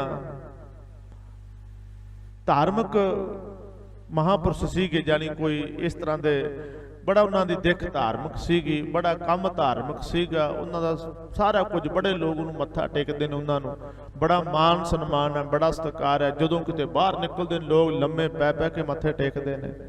ਲੋਕ ਉਹਨਾਂ ਨੂੰ ਐਂ ਕਹਿੰਦੇ ਨੇ ਵੈਸੇ ਤਾਂ ਰੱਬ ਦਾ ਰੂਪ ਨੇ। ਤੇ ਉਹਨਾਂ ਦੇ ਬਿਲਕੁਲ ਘਰ ਦੇ ਸਾਹਮਣੇ ਜਿੱਥੇ ਉਹ ਮਹਾਤਮਾ ਜੀ ਰਹਿੰਦੇ ਨੇ, ਉਹਨਾਂ ਦੇ ਬਿਲਕੁਲ ਉਸ ਅਸਥਾਨ ਦੇ ਸਾਹਮਣੇ ਇੱਕ ਵੇਸ਼ਵਾ ਦਾ ਘਰ ਹੈ। ਵੇਸ਼ਵਾ ਦਾ ਨਾਮ ਲੈਣ ਤੇ ਤੁਹਾਨੂੰ ਸਾਰਿਆਂ ਨੂੰ ਪਤਾ ਲੱਗ ਜਾਂਦਾ ਵੀ ਉਹ ਕੈਰੈਕਟਰ ਤੋਂ ਡਿੱਗੀ ਹੋਈ ਔਰਤ, ਜਿਹੜੀ ਆਪਣਾ ਸਰੀਰ ਤੱਕ ਵੀ ਦਾਤੇ ਲਾ ਦਿੰਦੀ ਹੈ, ਵੇਚ ਦਿੰਦੀ ਹੈ। ਮਾਨ ਸਨਮਾਨ ਕੋਈ ਨਹੀਂ ਇਸ ਤਰ੍ਹਾਂ ਦੀਆਂ ਔਰਤਾਂ ਦਾ, ਕੋਈ ਸਨਮਾਨ ਨਹੀਂ ਹੈ। ਕੋਈ ਘਰ ਨਹੀਂ ਚਾਹੁੰਦਾ ਇਸ ਤਰ੍ਹਾਂ ਦਾ ਵੀ ਇਸ ਤਰ੍ਹਾਂ ਦੇ ਸਾਡੇ ਕੋਈ ਪਰਿਵਾਰ ਚੋਂ ਕੋਈ ਇਸ ਪਾਸੇ ਆਵੇ। ਮਾਫੀ ਦੇਣੀ। ਕਹਿੰਦੇ ਹੋਇਆ ਕਿ ਔਰ ਉਹ ਜਿਹੜੇ ਮਹਾਤਮਾ ਜੀ ਸੀਗੇ, ਉਹਨਾਂ ਨੇ ਲੋਕਾਂ ਨੇ ਮੱਥੇ ਟੇਕਣੇ, ਲੋਕਾਂ ਨੇ ਡੰਡੌਤ ਕਰਨੀ, ਉਹਨਾਂ ਨੂੰ ਆਪਣਾ ਤਨ ਮਨ ਇਤਿਆਦਿਕ ਧਨ ਅਰਪਣ ਕਰਨਾ। ਉਹਨਾਂ ਦਾ ਹੌਲੀ ਹੌਲੀ ਹੌਲੀ ਹੌਲੀ ਇਹ ਫਰਕ ਪੈ ਗਿਆ, ਉਹਨਾਂ ਨੂੰ ਫੀਲਿੰਗ ਆਉਣ ਲੱਗ ਗਈ ਪਤਾ ਨਹੀਂ ਮੈਂ ਹੀ ਰੱਬ ਹਾਂ ਬਸ। ਉਹ ਚੱਲੇ ਤਾਂ ਸੀਗੇ ਧਾਰਮਿਕ ਲਿਬਾਸ ਪਾ ਕੇ ਪਰਮਾਤਮਾ ਦੇ ਮਿਲਾਪ ਵਾਲੇ ਪਾਸੇ ਨੂੰ, ਪਰਮਾਤਮਾ ਦਾ ਮਿਲਣ ਵਾਲੇ ਰਸਤੇ ਤੇ ਨੂੰ। ਪਰ ਹੋਇਆ ਕਿ ਲੋਕਾਂ ਦੀ ਲੋਕਾਂ ਦੇ ਵੱਲੋਂ ਜਿਹੜਾ ਮਾਨ ਸਨਮਾਨ ਮਿਲਿਆ ਉਹਨੂੰ ਸੰਭਾਲ ਨਾ ਸਕੇ, ਲੋਕਾਂ ਦੇ ਵੱਲੋਂ ਮਿਲੀ ਵਡਿਆਈ ਨੂੰ ਸੰਭਾਲ ਨਾ ਸਕੇ। ਹੌਲੀ ਹੌਲੀ ਹੌਲੀ ਅੰਦਰ ਈਗੋ ਤੇ ਹੰਕਾਰ ਪੈਦਾ ਹੋਣਾ ਸ਼ੁਰੂ ਹੋ ਗਿਆ। ਰੱਬ ਦੇ ਨਾਮ ਨਾਲੋਂ ਪਾਛੇ ਚਲੇ ਗਏ, ਕਿਉਂਕਿ ਜਿੱਥੇ ਹੰਕਾਰ ਆਉਣਾ ਸ਼ੁਰੂ ਹੋ ਜਾਏ ਨਾ, ਜਿੱਥੇ ਈਗੋ ਆਉਣੀ ਸ਼ੁਰੂ ਹੋ ਜਾਏ, ਉੱਥੇ ਸੁਭਾਵਿਕ ਹੈ ਵੀ ਪਰਮੇਸ਼ਰ ਦੀ ਕਿਰਪਾ ਵੀ ਵਰਤਣੀ ਬੰਦ ਹੋ ਜਾਂਦੀ ਹੈ। ਔਰ ਉੱਥੇ ਨਾਮ, ਨਿਮਰਤਾ ਇਤਿਆਦਿਕ ਚੀਜ਼ਾਂ ਨਹੀਂ ਰਹਿੰਦੀਆਂ, ਕਿਉਂਕਿ ਹਉਮੈ ਨਾਵੈ ਨਾਲ ਵਿਰੋਧ ਹੈ, ਦੋਏ ਨਾ ਵਸੈ ਇੱਕ ਠਾਏ। ਹੌਲੀ ਹੌਲੀ ਉਹਨੂੰ ਇਹ ਲੱਗਣ ਲੱਗ ਪਿਆ, ਜਦੋਂ ਹੁਣ ਸਾਧਨਾ 'ਚ ਫਰਕ ਪੈ ਗਿਆ ਔਰ ਜਿਹੜਾ ਸੀ ਜਿੰਨਾ ਵੀ ਉਹਦਾ ਜਪ ਤਪ ਸੀ ਉਹਦੇ 'ਚ ਫਰਕ ਪੈ ਗਿਆ। ਉਹਨੂੰ ਇਹ ਤਾਂ ਇਉਂ ਹੈ ਵੀ ਜਿੰਨਾ ਮਾਨ ਸਨਮਾਨ ਮਿਲਣ ਲੱਗ ਜਾਏ, ਜਿੰਨੀ ਬੱਲੇ ਬੱਲੇ ਹੋਣ ਲੱਗ ਜਾਏ, ਜਿੰਨੀਆਂ ਇਹ ਸ਼ਕਤੀਆਂ ਕੋਲ ਆ ਜਾਣ, ਤੇ ਮਨੁੱਖ ਨੂੰ ਓਨਾ ਹੀ ਆਪਣਾ ਜਪ ਤਪ ਵਧਾਉਣਾ ਚਾਹੀਦਾ, ਓਨਾ ਹੀ ਨਿਤਨੇਮ ਭਜਨ ਬੰਦਗੀ ਵਧਾਉਣੀ ਚਾਹੀਦੀ ਹੈ। ਔਰ ਇੱਥੇ ਆ ਕੇ ਪ੍ਰੋਬਲਮ ਆ ਜਾਂਦੀ ਹੈ। ਇਹ ਵੀ ਰੁਕਾਵਟਾਂ ਨੇ ਇੱਕ ਤਰ੍ਹਾਂ ਦੀਆਂ, ਬੰਦੇ ਨੂੰ ਪਤਾ ਹੀ ਨਹੀਂ ਲੱਗਦਾ। ਜਿਵੇਂ ਬਾਬਾ ਫਰੀਦ ਜੀ ਕਹਿੰਦੇ ਸੀਗੇ ਬਈ ਚਾਲੇ ਥੇ ਹਰ ਮਿਲਨ ਕੋ ਬੀਚਾ ਅਟਕਿਓ ਚੀਤ। ਹੁਣ ਹੋਇਆ ਕਿ ਉਹਦਾ ਮਨ ਹੋਰ ਪਾਸੇ ਆ ਗਿਆ। ਉਹਨੇ ਕਿਹਾ ਵੀ ਮੈਂ ਤਾਂ ਇੰਨਾ ਪਵਿੱਤਰ ਆ, ਮੈਂ ਤਾਂ ਇੰਨਾ ਸ਼ੁੱਧ ਆ। ਉਹਨੇ ਕੀ ਕਰਨਾ, ਰਾਤ ਨੂੰ ਨਾ ਝਰੀਖਾਂ ਵਿੱਚੋਂ ਦੀ ਵੇਖਣਾ, ਮਾਫੀ ਦੇਣੀ, ਕਹਿੰਦੇ ਨੇ ਝਰੀਖਾਂ ਵਿੱਚੋਂ ਵੇਖਣਾ, ਉਧਰ ਕਿੰਨੇ ਹੀ ਲੋਕਾਂ ਨੇ ਆਉਣਾ, ਭੋਗ ਵਿਲਾਸ ਕਰਕੇ ਆਪਣਾ ਮੁੜ ਜਾਣਾ, ਨਾਚ ਗਾਣੇ ਹੋਣੇ, ਸਾਰਾ ਕੁਝ। ਇਹਦੇ ਅੰਦਰ ਹੌਲੀ ਹੌਲੀ ਏਦਾਂ ਹੋਣ ਲੱਗ ਗਿਆ, ਕਹਿੰਦਾ ਲੈ ਮੈਂ ਸਾਰੀ ਜ਼ਿੰਦਗੀ ਇਹਨਾਂ ਚੱਕਰਾਂ 'ਚ ਪਿਆ ਰਿਹਾ, ਕਹਿੰਦਾ ਲੋਕਾਂ ਦੀ ਵੱਲੇ ਵੱਲੇ ਬਸ ਪਾਠ ਪੂਜਾ 'ਚ। ਕਹਿੰਦਾ ਮੈਨੂੰ ਤਾਂ ਜ਼ਿੰਦਗੀ ਮਿਲੀ ਸੀ, ਜੀਵਨ ਮਿਲਿਆ ਸੀਗਾ, ਮੈਂ ਤਾਂ ਰੱਜ ਕੇ ਹੰਢਾਇਆ ਵੀ ਨਹੀਂ, ਰੱਜ ਕੇ ਖਾਇਆ ਵੀ ਨਹੀਂ, ਰੱਜ ਕੇ ਦੁਨੀਆ ਦੇ ਨਜ਼ਾਰੇ ਵੀ ਨਹੀਂ ਲੈ। ਖਿਮਾ ਕਰਿਓ, ਕਈ ਵਾਰੀ ਬੰਦੇ ਦਾ ਮਨ ਦੇ ਵਿੱਚ ਇਸ ਤਰ੍ਹਾਂ ਦੇ ਵੀ ਖਿਆਲ ਆ ਜਾਂਦੇ ਨੇ ਵੀ ਕੀ ਆ ਯਾਰ, ਖਾਣਾ ਪੀਣਾ ਚਾਹੀਦਾ, ਐਸ਼ ਕਰਨੀ ਚਾਹੀਦੀ ਹੈ, ਬੁੱਲੇ ਵੱਢਣੇ ਚਾਹੀਦੇ ਨੇ, ਜੋ ਮਨ ਚਾਹੁੰਦਾ ਕਰਨਾ ਚਾਹੀਦਾ। ਜ਼ਿਆਦਾ ਲੋਕਾਂ ਨੇ ਰੌਲਾ ਇਹ ਵੀ ਪਾਇਆ ਹੈਗਾ ਵੀ ਖਾਓ ਪੀਓ ਐਸ਼ ਕਰੋ, ਬਸ eat drink and be merry, ਹੋਰ ਕੀ ਹੈ ਇੱਥੇ। ਉਹਦੇ ਮਨ 'ਚ ਇਦਾਂ ਦਾ ਆਉਣ ਲੱਗ ਗਿਆ। ਕਹਿੰਦਾ ਕੀ ਫਾਇਦਾ, ਕਹਿੰਦਾ ਐਵੇਂ ਬਸ ਬਾਬਾ ਜੀ ਦੁਨੀਆ ਕਹੀ ਜਾਂਦੀ ਹੈ, ਮਹਾਤਮਾ ਜੀ ਕਹੀ ਜਾਂਦੀ ਹੈ, ਨਾ ਰੱਜ ਕੇ ਖਾਧਾ ਨਾ ਪੀਤਾ ਨਾ ਹੰਡਾਇਆ, ਨਾ ਕੋਈ ਇਸ ਤਰ੍ਹਾਂ ਦਾ ਦੁਨੀਆ ਦਾ ਨਜ਼ਾਰਾ ਵੇਖਿਆ। ਉਹਦਾ ਸਿਮਰਨ 'ਚ ਹੌਲੀ ਹੌਲੀ ਫਰਕ ਪੈ ਗਿਆ। ਉਹ ਐਂ ਸੋਚਦਾ ਰਹਿੰਦਾ, ਉਹਦੀ ਸੁਰਤੀ 'ਚ ਇਹ ਗੱਲ ਬੈਠ ਗਈ ਵੀ ਮੇਰੇ ਨਾਲ ਤਾਂ ਕਹਿੰਦਾ ਗਣਕ ਹੀ ਚੰਗੀ ਹੈ, ਵੇਸ਼ ਵੀ ਚੰਗੀ ਹੈ, ਚਲੋ ਇਹਨੇ ਕਿਹੜਾ ਰਹਿਣਾ, ਨਾ ਮੈਂ ਰਹਿਣਾ, ਪਰ ਜ਼ਿੰਦਗੀ ਦਾ ਇਹਨੇ ਨਜ਼ਾਰਾ ਤਾਂ ਲਿਆ। ਮਾਫੀ ਦੇਣੀ, ਮੈਨੂੰ ਸ਼ਬਦ ਕਹਿਣੇ ਪੈ ਰਹੇ ਨੇ। ਉਧਰੋਂ ਜਿਹੜੀ ਉਹ ਸੀ ਵੇਸਵਾ, ਉਹਨੇ ਕੀ ਵੇਖਣਾ, ਉਹ ਵਿਚਾਰੀ ਮਾੜੇ ਕੰਮ ਕਰ ਰਹੀ ਹੈ, ਸਮਾਜ ਨੂੰ ਪ੍ਰਵਾਨ ਨਹੀਂ ਹੈ, ਧਾਰਮਿਕ ਤੌਰ ਤੇ ਵੀ ਇਹ ਪ੍ਰਵਾਨ ਨਹੀਂ, ਕਾਨੂੰਨਨ ਤੌਰ ਤੇ ਵੀ ਇਹ ਜ਼ੁਲਮ ਹੈ। ਔਰ ਉਹਨੇ ਜਦੋਂ ਵਿਹਲਾ ਹੋਣਾ, ਉਹਨੇ ਦੇਖਣਾ ਤਰੀਖਾਂ ਵਿੱਚ ਦੀ, ਉਹਨੇ ਕਹਿਣਾ ਉਹ ਮੈਂ ਤਾਂ ਪਾਪਣ, ਮੈਂ ਤਾਂ ਸਾਰਾ ਜੀਵਨ ਹੀ ਨਰਕਾਂ ਵਾਲੇ ਪਾਸੇ ਗਲਤ ਪਾਸੇ ਲਾਤਾ, ਮੈਂ ਤਾਂ ਨਰਕਾਂ 'ਚ ਜਾਵਾਂਗੀ, ਮੈਨੂੰ ਤਾਂ ਢੋਈ ਨਹੀਂ ਮਿਲਣੀ ਕਿਤੇ। ਆਹ ਮਹਾਤਮਾ ਜੀ ਕਿੱਡੇ ਮਹਾਨ ਨੇ, ਉਹਨੇ ਅੰਦਰੋਂ ਉਹਦਾ ਸਤਿਕਾਰ ਕਰੀ ਜਾਣਾ ਵੀ ਧੰਨ ਨੇ ਇਹ ਮਹਾਂਪੁਰਸ਼, ਧੰਨ ਨੇ ਇਹ ਬਾਬਾ ਜੀ, ਧੰਨ ਨੇ ਇਹ।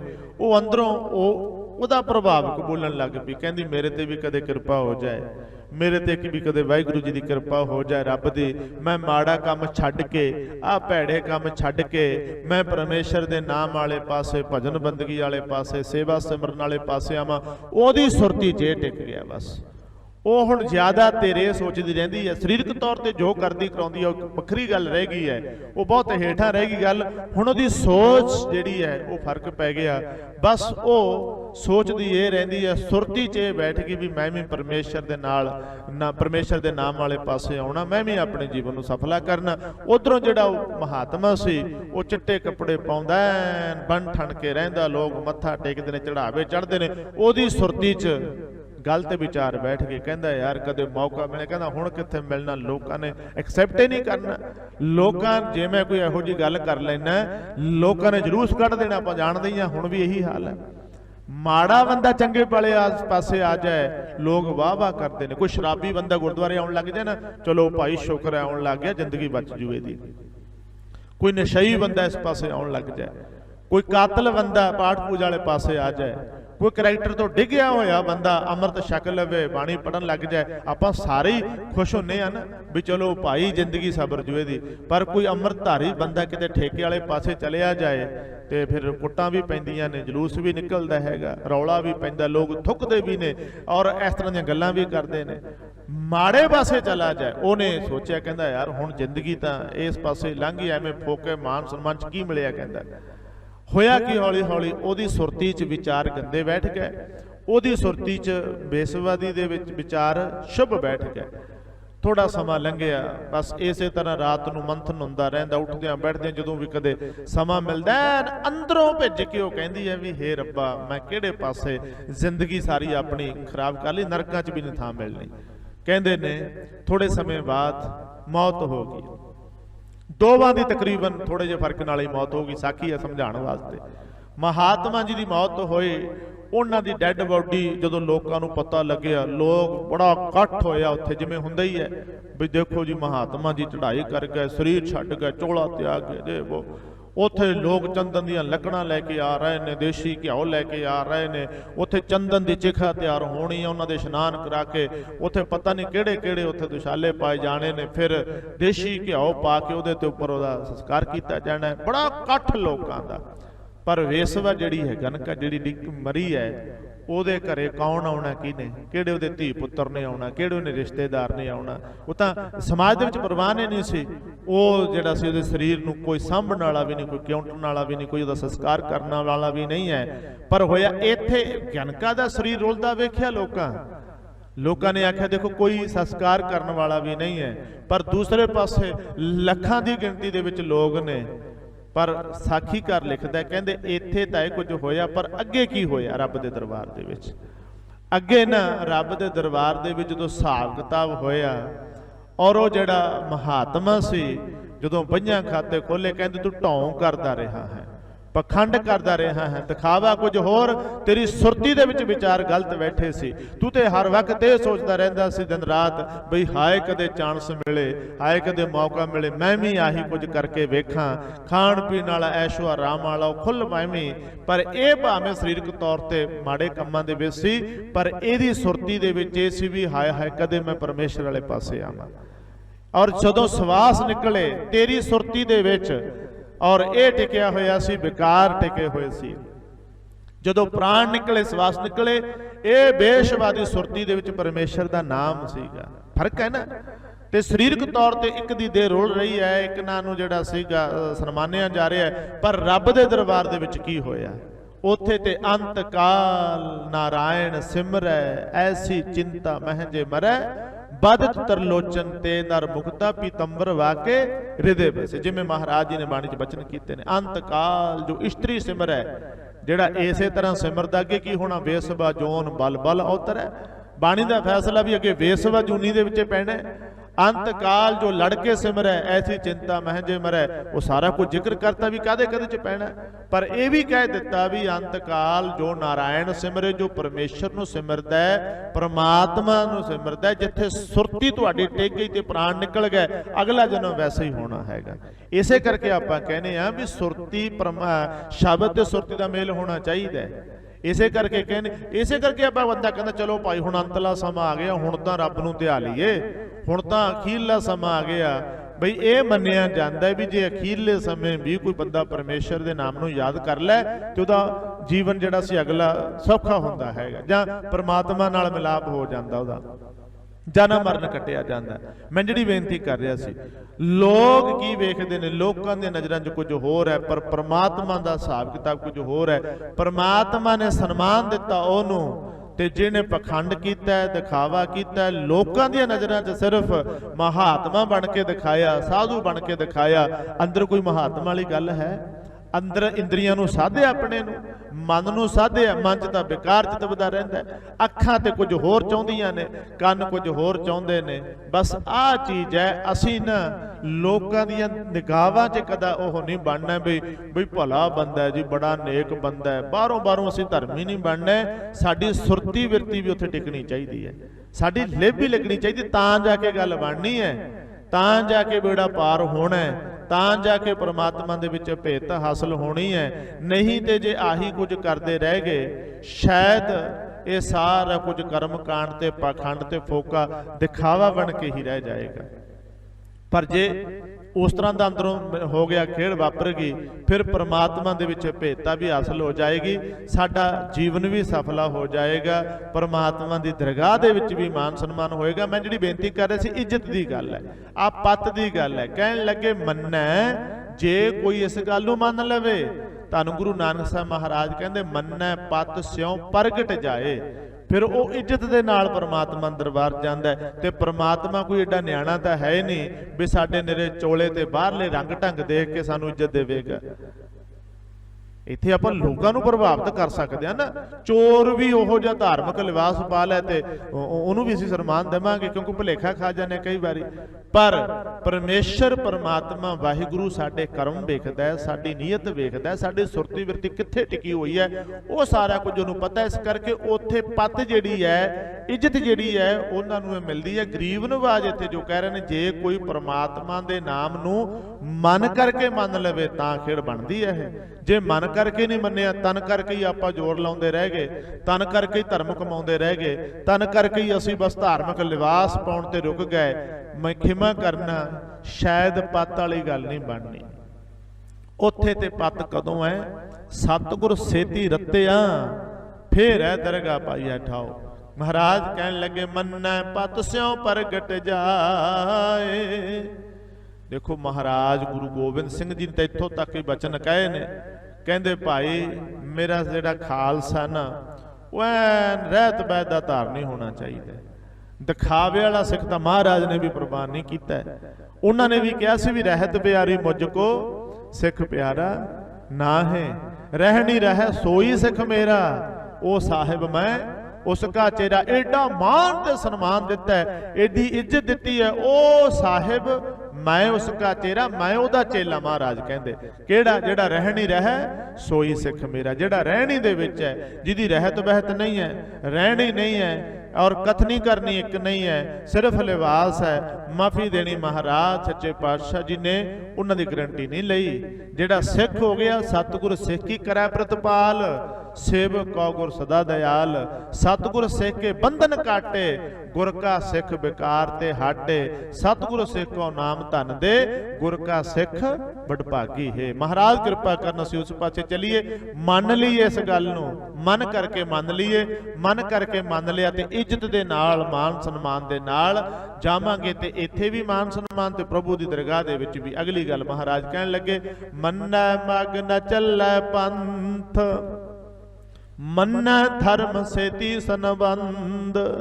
मन्नै मग न चलै पंथ, छोटे छोटे रास्तियां ते नहीं दौड़दा, ਜਿਹੜੇ ਰਸਤਿਆਂ ਕਰਕੇ ਮਨੁੱਖ ਇੱਕ ਦੂਸਰੇ ਦਾ ਦੁਸ਼ਮਣ ਬਣ ਜਾਂਦਾ ਹੈ। ਧਾਰਮ ਦੀ ਦੁਨੀਆ ਦੇ ਵਿੱਚ ਵੀ ਇਸੇ ਕਿੰਨੇ ਹੀ ਆਪਾਂ ਵੇਖਦੇ, ਧਰਮ ਵੀ ਮਨੁੱਖ ਵੀ ਧਰਮੀ ਦਾ ਕਤਲ ਕਰਨ ਨੂੰ ਫਿਰਦਾ ਹੈ। ਇੱਕ ਬੰਦੇ ਨੂੰ ਨਹੀਂ ਪਤਾ ਰੱਬ ਬਾਰੇ, ਪਰਮੇਸ਼ਰ ਬਾਰੇ, ਧਰਮ ਬਾਰੇ, ਉਹ ਤਾਂ ਚਲੋ ਮਰਡਰ ਕਰਦਾ ਹੈ, ਕਤਲ ਕਰਦਾ ਹੈ। ਰਾਜਨੀਤੀ ਦੇ ਵਿੱਚ ਐਸਾ ਹੈਗਾ, ਸਮਾਜਿਕ ਖੇਤਰ ਦੇ ਵਿੱਚ ਐਸਾ ਹੈਗਾ, ਆਰਥਿਕ ਖੇਤਰ ਦੇ ਵਿੱਚ ਅਸੀਂ ਐਸਾ ਵੇਖ ਸਕਦੇ ਹਾਂ, ਪਰ ਧਰਮ ਦੀ ਦੁਨੀਆ ਦੇ ਵਿੱਚ ਐਸਾ ਨਹੀਂ ਹੋਣਾ ਚਾਹੀਦਾ, ਕਿਉਂਕਿ ਪ੍ਰੇਮ ਦਾ ਰਸਤਾ ਤੇ ਇੱਕੋ ਹੀ ਹੈ ਨਾ, ਮਾਰਗ ਤੇ ਕੋਈ। ਐਸ ਕਰਕੇ ਮੰਨਣਾ ਜਿਹੜਾ ਪਰਮੇਸ਼ਰ ਦੇ ਨਾਮ ਨੂੰ ਮੰਨ ਲੈਂਦਾ ਔਰ ਮੱਗ ਨਾ ਚੱਲੇ ਪੰਥੋਂ, ਛੋਟੇ ਛੋਟੇ ਝਗੜਿਆਂ 'ਚ ਨਹੀਂ ਪੈਂਦਾ, ਛੋਟੀਆਂ ਛੋਟੀਆਂ ਲੜਾਈਆਂ 'ਚ ਨਹੀਂ ਪੈਂਦਾ, ਇਹਨਾਂ ਚੱਕਰਾਂ 'ਚ ਨਹੀਂ ਪੈਂਦਾ। ਉਹ ਇਹ ਵੀ ਨਹੀਂ ਜ਼ੋਰ ਲਾਉਂਦਾ ਵੀ ਮੇਰੇ ਵਾਲਾ ਰਸਤਾ ਵਧੀਆ ਹੈ, ਤੇਰੇ ਵਾਲਾ ਰਸਤਾ ਮਾੜਾ ਹੈ, ਤੇਰੇ ਵਾਲਾ ਜਿਹੜੇ ਰਸਤੇ ਤੂੰ ਚੱਲਿਆ ਉਹ ਬਹੁਤ ਮਾੜਾ ਹੈ, ਤੇ ਇਦਾਂ ਨਹੀਂ ਮੇਰੇ ਵਾਲਾ। ਆ ਧਰਮ ਦੀ ਦੁਨੀਆ ਦੇ ਵਿੱਚ ਇਹੀ ਹੈ, ਜ਼ੋਰ ਲੱਗਿਆ ਲੋਕਾਂ ਦੂਸਰੇ ਧਰਮ ਨੂੰ ਨਿੰਦਣ ਲੱਗੇ ਨੇ।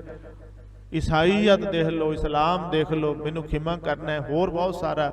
ਇਹਨਾਂ ਨੇ ਇੱਥੋਂ ਤੱਕ ਵੀ ਜਿਹੜਾ ਵੀ ਕਾਫਰ ਕਿਹਾ ਦੂਜਿਆਂ ਨੂੰ, ਮਤਲਬ ਸਾਰਿਆਂ ਨੂੰ ਇਹ ਦੂਸਰੇ ਮਲੇਸ਼ ਕਹਿੰਦੇ ਰਹੇ ਨੇ। ਇੱਕ ਇਹਨਾਂ ਨੇ ਆਖਿਆ ਬਸ ਹਿੰਦੂਏ ਨੇ ਸਾਰਾ ਕੁਝ ਤੇ ਬਾਕੀ ਤੇ ਸਾਰੇ ਮਲੇਸ਼ ਨੇ। ਦੂਸਰਿਆਂ ਨੇ ਕਹਿਤਾ ਬਸ ਮੁਸਲਮਾਨ ਨੇ ਸਾਰਾ ਕੁਝ, ਕਾਫਰ ਨੇ। ਮੈਂ ਜਿਹੜੀ ਬੇਨਤੀ ਕਰ ਰਿਹਾ ਸੀ, ਨਿੰਦਿਆ ਵੀ ਹੈ, ਭੰਡਿਆ ਵੀ ਹੈ, ਮਾੜਾ ਵੀ ਆਖਿਆ। ਕੋਈ ਕਹਿੰਦਾ ਮੁਸਲਮਾਨ ਹੋ ਕੇ ਹੀ ਮੁਕਤੀ ਮਿਲਣੀ ਹੈ, ਐਸਾ ਲੋਕਾਂ ਨੇ ਰੌਲਾ ਪਾਇਆ। ਕੋਈ ਕਹਿੰਦਾ ਹਿੰਦੂ ਹੋ ਕੇ ਹੀ ਪਾਰ ਉਤਾਰਾ ਹੋਣਾ ਹੈ। ਇਹ ਗੱਲ ਬਾਬੇ ਨਾਨਕ ਨੂੰ ਪੁੱਛੀ ਸੀਗੀ ਲੋਕਾਂ। ਗੁਰੂ ਨਾਨਕ ਸਾਹਿਬ ਮਹਾਰਾਜ ਦੇ ਅੱਗੇ ਸਵਾਲ ਧਰਿਆ, ਬਾਬਾ ਜੀ ਸਤਿਗੁਰੂ ਜੀ ਹਿੰਦੂ ਕਹਿੰਦੇ ਨੇ ਹਿੰਦੂ ਹੋ ਕੇ ਪਾਰ ਉਤਾਰਾ ਹੋਣਾ ਹੈ, ਮੁਸਲਮਾਨ ਕਹਿੰਦੇ ਇਕੱਲੇ ਮੁਸਲਮਾਨਾਂ ਦਾ ਹੋਣਾ ਹੈ। ਬਾਬਾ ਜੀ ਤੁਸੀਂ ਕਿਰਪਾ ਕਰੋ। ਗੁਰੂ ਨਾਨਕ ਸਾਹਿਬ ਮਹਾਰਾਜ ਨੇ ਕੁਝ ਨਹੀਂ ਆਖਿਆ। ਉਹ ਕਹਿੰਦੇ ਭਾਈ ਬਾਬਾ ਆਖੇ ਹਾਜੀਆਂ ਸੁਭ ਅਮਲਾ ਬਾਝੋਂ ਦੋਨੋਂ ਰੋਈ। ਕਹਿੰਦੇ ਜੀ ਅਮਲ ਚੰਗੇ ਨਹੀਂ ਮੁਸਲਮਾਨ ਨੂੰ ਵੀ ਰੋਣਾ ਪਏਗਾ, ਅਮਲ ਚੰਗੇ ਨਹੀਂ ਤੇ ਹਿੰਦੂ ਨੂੰ ਵੀ ਰੋਣਾ ਪਏਗਾ। ਇਹ ਤਾਂ ਨਿਬੇੜਾ ਅਮਲਾਂ ਤੇ ਹੋਣਾ, ਕਰਮੀ ਆਪੋ ਆਪਣੀ ਕੇ ਨੇੜੇ ਕਿ ਦੂਰ। ਇਹ ਨਹੀਂ ਪ੍ਰਮਾਤਮਾ ਨੇ ਵੇਖਣਾ ਵੀ ਤੂੰ ਮੁਸਲਮਾਨ ਹੈ, ਆ ਜਾ ਮੈਂ ਤੈਨੂੰ ਛਾਤੀ ਨਾਲ ਲਾ ਲੈਣਾ, ਆ ਮੈਂ ਤੈਨੂੰ ਗਲੇ ਨਾਲ ਲੈ ਲੈਣਾ, ਮੈਂ ਤੈਨੂੰ ਗਲਵੱਕੜੀ ਚ ਲੈਣਾ। ਇਹ ਨਹੀਂ ਵੇਖਣਾ ਤੂੰ ਹਿੰਦੂ ਹੈ, ਆ ਜਾ ਤੈਨੂੰ, ਕਿਉਂਕਿ ਰੱਬ ਨਾ ਹਿੰਦੂ ਹੈ ਨਾ ਮੁਸਲਮਾਨ ਹੈ। ਜਿਹੜਾ ਮਨੁੱਖ ਪਰਮੇਸ਼ਰ ਨਾਲ ਜੁੜ ਜਾਂਦਾ ਹੈ, ਪ੍ਰਮਾਤਮਾ ਨਾਲ ਜੁੜ ਜਾਂਦਾ ਹੈ, ਪ੍ਰਮਾਤਮਾ ਦੇ ਨਾਮ ਨੂੰ ਮੰਨ ਲੈਂਦਾ ਹੈ, ਮਨ ਕਰਕੇ ਮੰਨ ਲੈਂਦਾ ਹੈ, ਉਹ ਇਹਨਾਂ ਝਗੜਿਆਂ ਚੋਂ ਵੀ ਬਾਹਰ ਨਿਕਲ ਜਾਂਦਾ ਹੈ। ਇਸੇ ਕਰਕੇ ਗੁਰੂ ਨਾਨਕ ਦੇ ਘਰ ਵਿੱਚ ਕੋਈ ਝਗੜਾ ਨਹੀਂ ਹੈ। ਇੱਥੇ ਤਾਂ ਸਾਰਿਆਂ ਨੂੰ ਇਕਲਾਵੇ ਚ ਲਿਆ ਗਿਆ। ਇੱਥੇ ਤੇ ਮਹਾਰਾਜ ਕਹਿੰਦੇ ਮੁਸਲਮਾਨ ਹੋਣਾ ਤੇ ਸੱਚਾ ਮੁਸਲਮਾਨ ਹੋ, ਚਾਰ ਵਕਤ ਦਾ ਨਿਵਾਜੀ ਹੋ। ਆ ਜਿਹੜਾ ਸੀ ਸਾਰਾ ਕੁਝ ਜਿਵੇਂ ਇਹ ਫੇਰ ਸੱਚਾ ਮੁਸਲਮਾਨ ਹੋ ਕੇ ਵੀ ਤੇਰੀ ਕੁਰਬਾਨਗੀ ਹੋ ਸਕਦੀ ਹੈ। ਹਿੰਦੂ ਹੋਣਾ ਤੇ ਸਹੀ ਹਿੰਦੂ ਹੋ, ਸੱਚਾ ਹਿੰਦੂ ਹੋ। ਕਿਤੇ ਮਹਾਰਾਜ ਨੇ ਇਹ ਤਾਂ ਨਹੀਂ ਆਖਿਆ ਵੀ ਸਿੱਖ ਹੋ ਕੇ ਪਾਰੋ ਤਾਰਾ ਹੋਣਾ, ਬਸ ਤੂੰ ਆਪਣੇ ਧਰਮ ਦੇ ਵਿੱਚ ਪਰਪੱਕ ਰਹਿ। ਮਹਾਰਾਜ ਨੇ ਤਾਂ ਉਹਨਾਂ ਦੇ ਜੰਜੂ ਦੀ ਖਾਤਰ ਇਸੇ ਕਰਕੇ ਤੇ ਸ਼ਹਾਦਤ ਦਿੱਤੀ। ਜੇ ਇੰਨਾ ਹੀ ਮਾੜਾ ਹੁੰਦਾ ਫਿਰ ਸ਼ਾਇਦ ਨਾ। ਹਾਂ, ਗੁਰੂ ਸਾਹਿਬ ਸੱਚੇ ਪਾਤਸ਼ਾਹ ਜੀ ਨੇ ਇੱਕ ਧਰਮ ਦੀ ਗੱਲ ਸਮਝਾਈ ਸੀ। ਸੱਚਾ ਧਰਮ ਕੀ ਹੈ, ਉਹ ਧਰਮ ਦੇ ਰਸਤੇ ਤੇ ਚੱਲਿਆ ਕਿਵੇਂ ਜਾ ਸਕਦਾ ਹੈ। ਮਸਲਾ ਐਡਾ ਗੰਭੀਰ ਸੀ ਪਰ ਮਹਾਰਾਜ ਨੇ ਸ਼ਾਂਤ ਕੀਤਾ ਸੀ। ਲੋਕ ਧਰਮ ਦੇ ਨਾਮ ਦੇ ਉੱਪਰ ਵੀ ਲੜਾਈਆਂ ਸੀਗੀਆਂ, ਕਤਲ ਹੁੰਦੇ ਸੀ ਔਰ ਬੜਾ ਹੀ ਕੁਝ ਹੁੰਦਾ ਸੀ। ਮੰਦਰ ਮਸਜਿਦ ਢਾਹੇ ਜਾਂਦੇ ਸੀ। ਜਿਸ ਗੁਰੂ ਨਾਨਕ ਸਾਹਿਬ ਜੀ ਨੇ ਲੋਕਾਂ ਨੂੰ ਆ ਕੇ ਸਮਝਾਇਆ ਸੀ, ਕਿੱਡੀ ਟ੍ਰੈਜਡੀ ਹੈ, ਕਿੱਡਾ ਦੁਖਾਂਤ ਹੈ। ਅੱਜ ਉਸ ਗੁਰੂ ਨਾਨਕ ਦੇ ਸਿੱਖ ਹੀ ਆਪਸ ਵਿੱਚ ਹੀ ਲੜੀ ਜਾ ਰਹੇ ਨੇ। ਆਪਸ ਵਿੱਚ ਨਿੱਕੀਆਂ ਨਿੱਕੀਆਂ, ਤੂੰ ਕਿਹੜੀ ਸੰਪਰਦਾ ਨਾਲ ਹੈ, ਤੂੰ ਕਿਹੜੀ ਟਕਸਾਲ ਨਾਲ ਸੰਬੰਧਿਤ ਹੈ, ਤੂੰ ਕਿਹੜੇ ਧੜੇ ਨਾਲ ਸੰਬੰਧਿਤ ਹੈ। ਇੱਕ ਦੂਸਰੇ ਨੂੰ ਦੇਖ ਕੇ ਰਾਜੇ ਨਹੀਂ। ਮਿਸ਼ਨਰੀ ਕਾਲਜ ਜਿਹੜੇ ਨੇ ਉਹਨਾਂ ਨੂੰ ਟਕਸਾਲੀ ਖਿਮਾ ਕਰਨਾ ਜਾਂ ਕੁਝ ਲੋਕ ਇਸ ਤਰ੍ਹਾਂ ਦੇ ਦੇਖ ਕੇ ਰਾਜੇ ਨੇ, ਤੇ ਉਹ ਦੂਸਰਿਆਂ ਦੀਆਂ ਪੱਗਾਂ ਤੇ ਗੋਲ ਪਟਕੀਆਂ ਤੋਂ ਹੀ ਔਖੇ ਹੋਈ ਜਾਂਦੇ ਨੇ। ਇੱਕ ਦਿਨ ਮੈਂ ਇੱਥੇ ਜਾ ਰਿਹਾ ਸੀ, ਮੇਰੇ ਦਸਤਾਰ ਬੰਨੀ ਹੋਈ ਤੇ ਬੰਦਾ ਕਹਿਣ ਲੱਗਿਆ, ਕਹਿੰਦਾ ਜੀ ਕਾਲੀ ਦਸਤਾਰ ਸਜਾਈ ਆ। ਮੈਂ ਕਿਹਾ ਹਾਂ। कहने लगा मिशनरी काल चो पढ़े। मैं की प्रॉब्लम है? कहता मैं कहा ना जी मिशनरी मैं उज ही कहता। मैं कहा ना जी मैं तो उस पास। कहता गोली मार देनी चाहिए इन्हों ने। कहता ये पता नहीं कितों आ। कहता बाणी नाल ऐ करते हैं। मैं कहा भलिया प्रचार तो भी करते हैं, थोड़ा बहुत फर्क हो सकता है। मतलब असी इत्थे खड़े हैं, जिहड़ी गुरु नानक दी बाणी ने सारियां चीज़ां मिटाउणियां सीगियां, खत्म करनियां सी, और असी अपने घरां च भी निक्के निक्के झगड़े लई बैठे हैं। पर जदों कोई परमेश्वर दे नाम नूं मन लैंदा ना, इन्हां चीज़ां तो उपर उठ खड़दा है, फिर रौले ही नहीं पैंदे। ये आम तौर ते हेठले पੱਧਰ ਦੀਆਂ ਗੱਲਾਂ ने, झगड़े ने। महाराज चलो की कह रहे हैं, कहते मन्नै धर्म सेती संबंध। जिहड़ा बंदा परमेश्वर दे नाम नूं मन लैंदा है और धर्म दी समझ आ जाती है, जिन्हों दा संबंध परमात्मा नाल जुड़ जाता है, वो बाकी सारियां चीज़ों तो पासे हो जाता है। फिर जोर दिता हर वार की तरह, ऐसा नाम निरंजन होए। ऐसा परमेश्वर का नाम है, गुरु साहिब कहते जे को मन जाना मन कोई, जे कोई मन करके मन लवे तां। पहली पौड़ी दे विच मन्ने सी, ये 3 पौड़ियां दे विच मन्ना है। और इन्हां दा अंतर हमेशा याद रखियो। जिन्ना चिर तुहानूं ये अंतर याद रहेगा, पढ़न दा अपना आनंद आएगा। नहीं असीं रल गढ़ कर देंगे सारा कुछ ही, पहली पौड़ी भी मन्ना ही उच्चारण करी जावांगे, दूसरियां दा भी, फिर शायद वो आनंद ना आवे, ना वो समझ आवे। समझ भी आपां नूं जरूरी है, आनंद भी जरूरी है।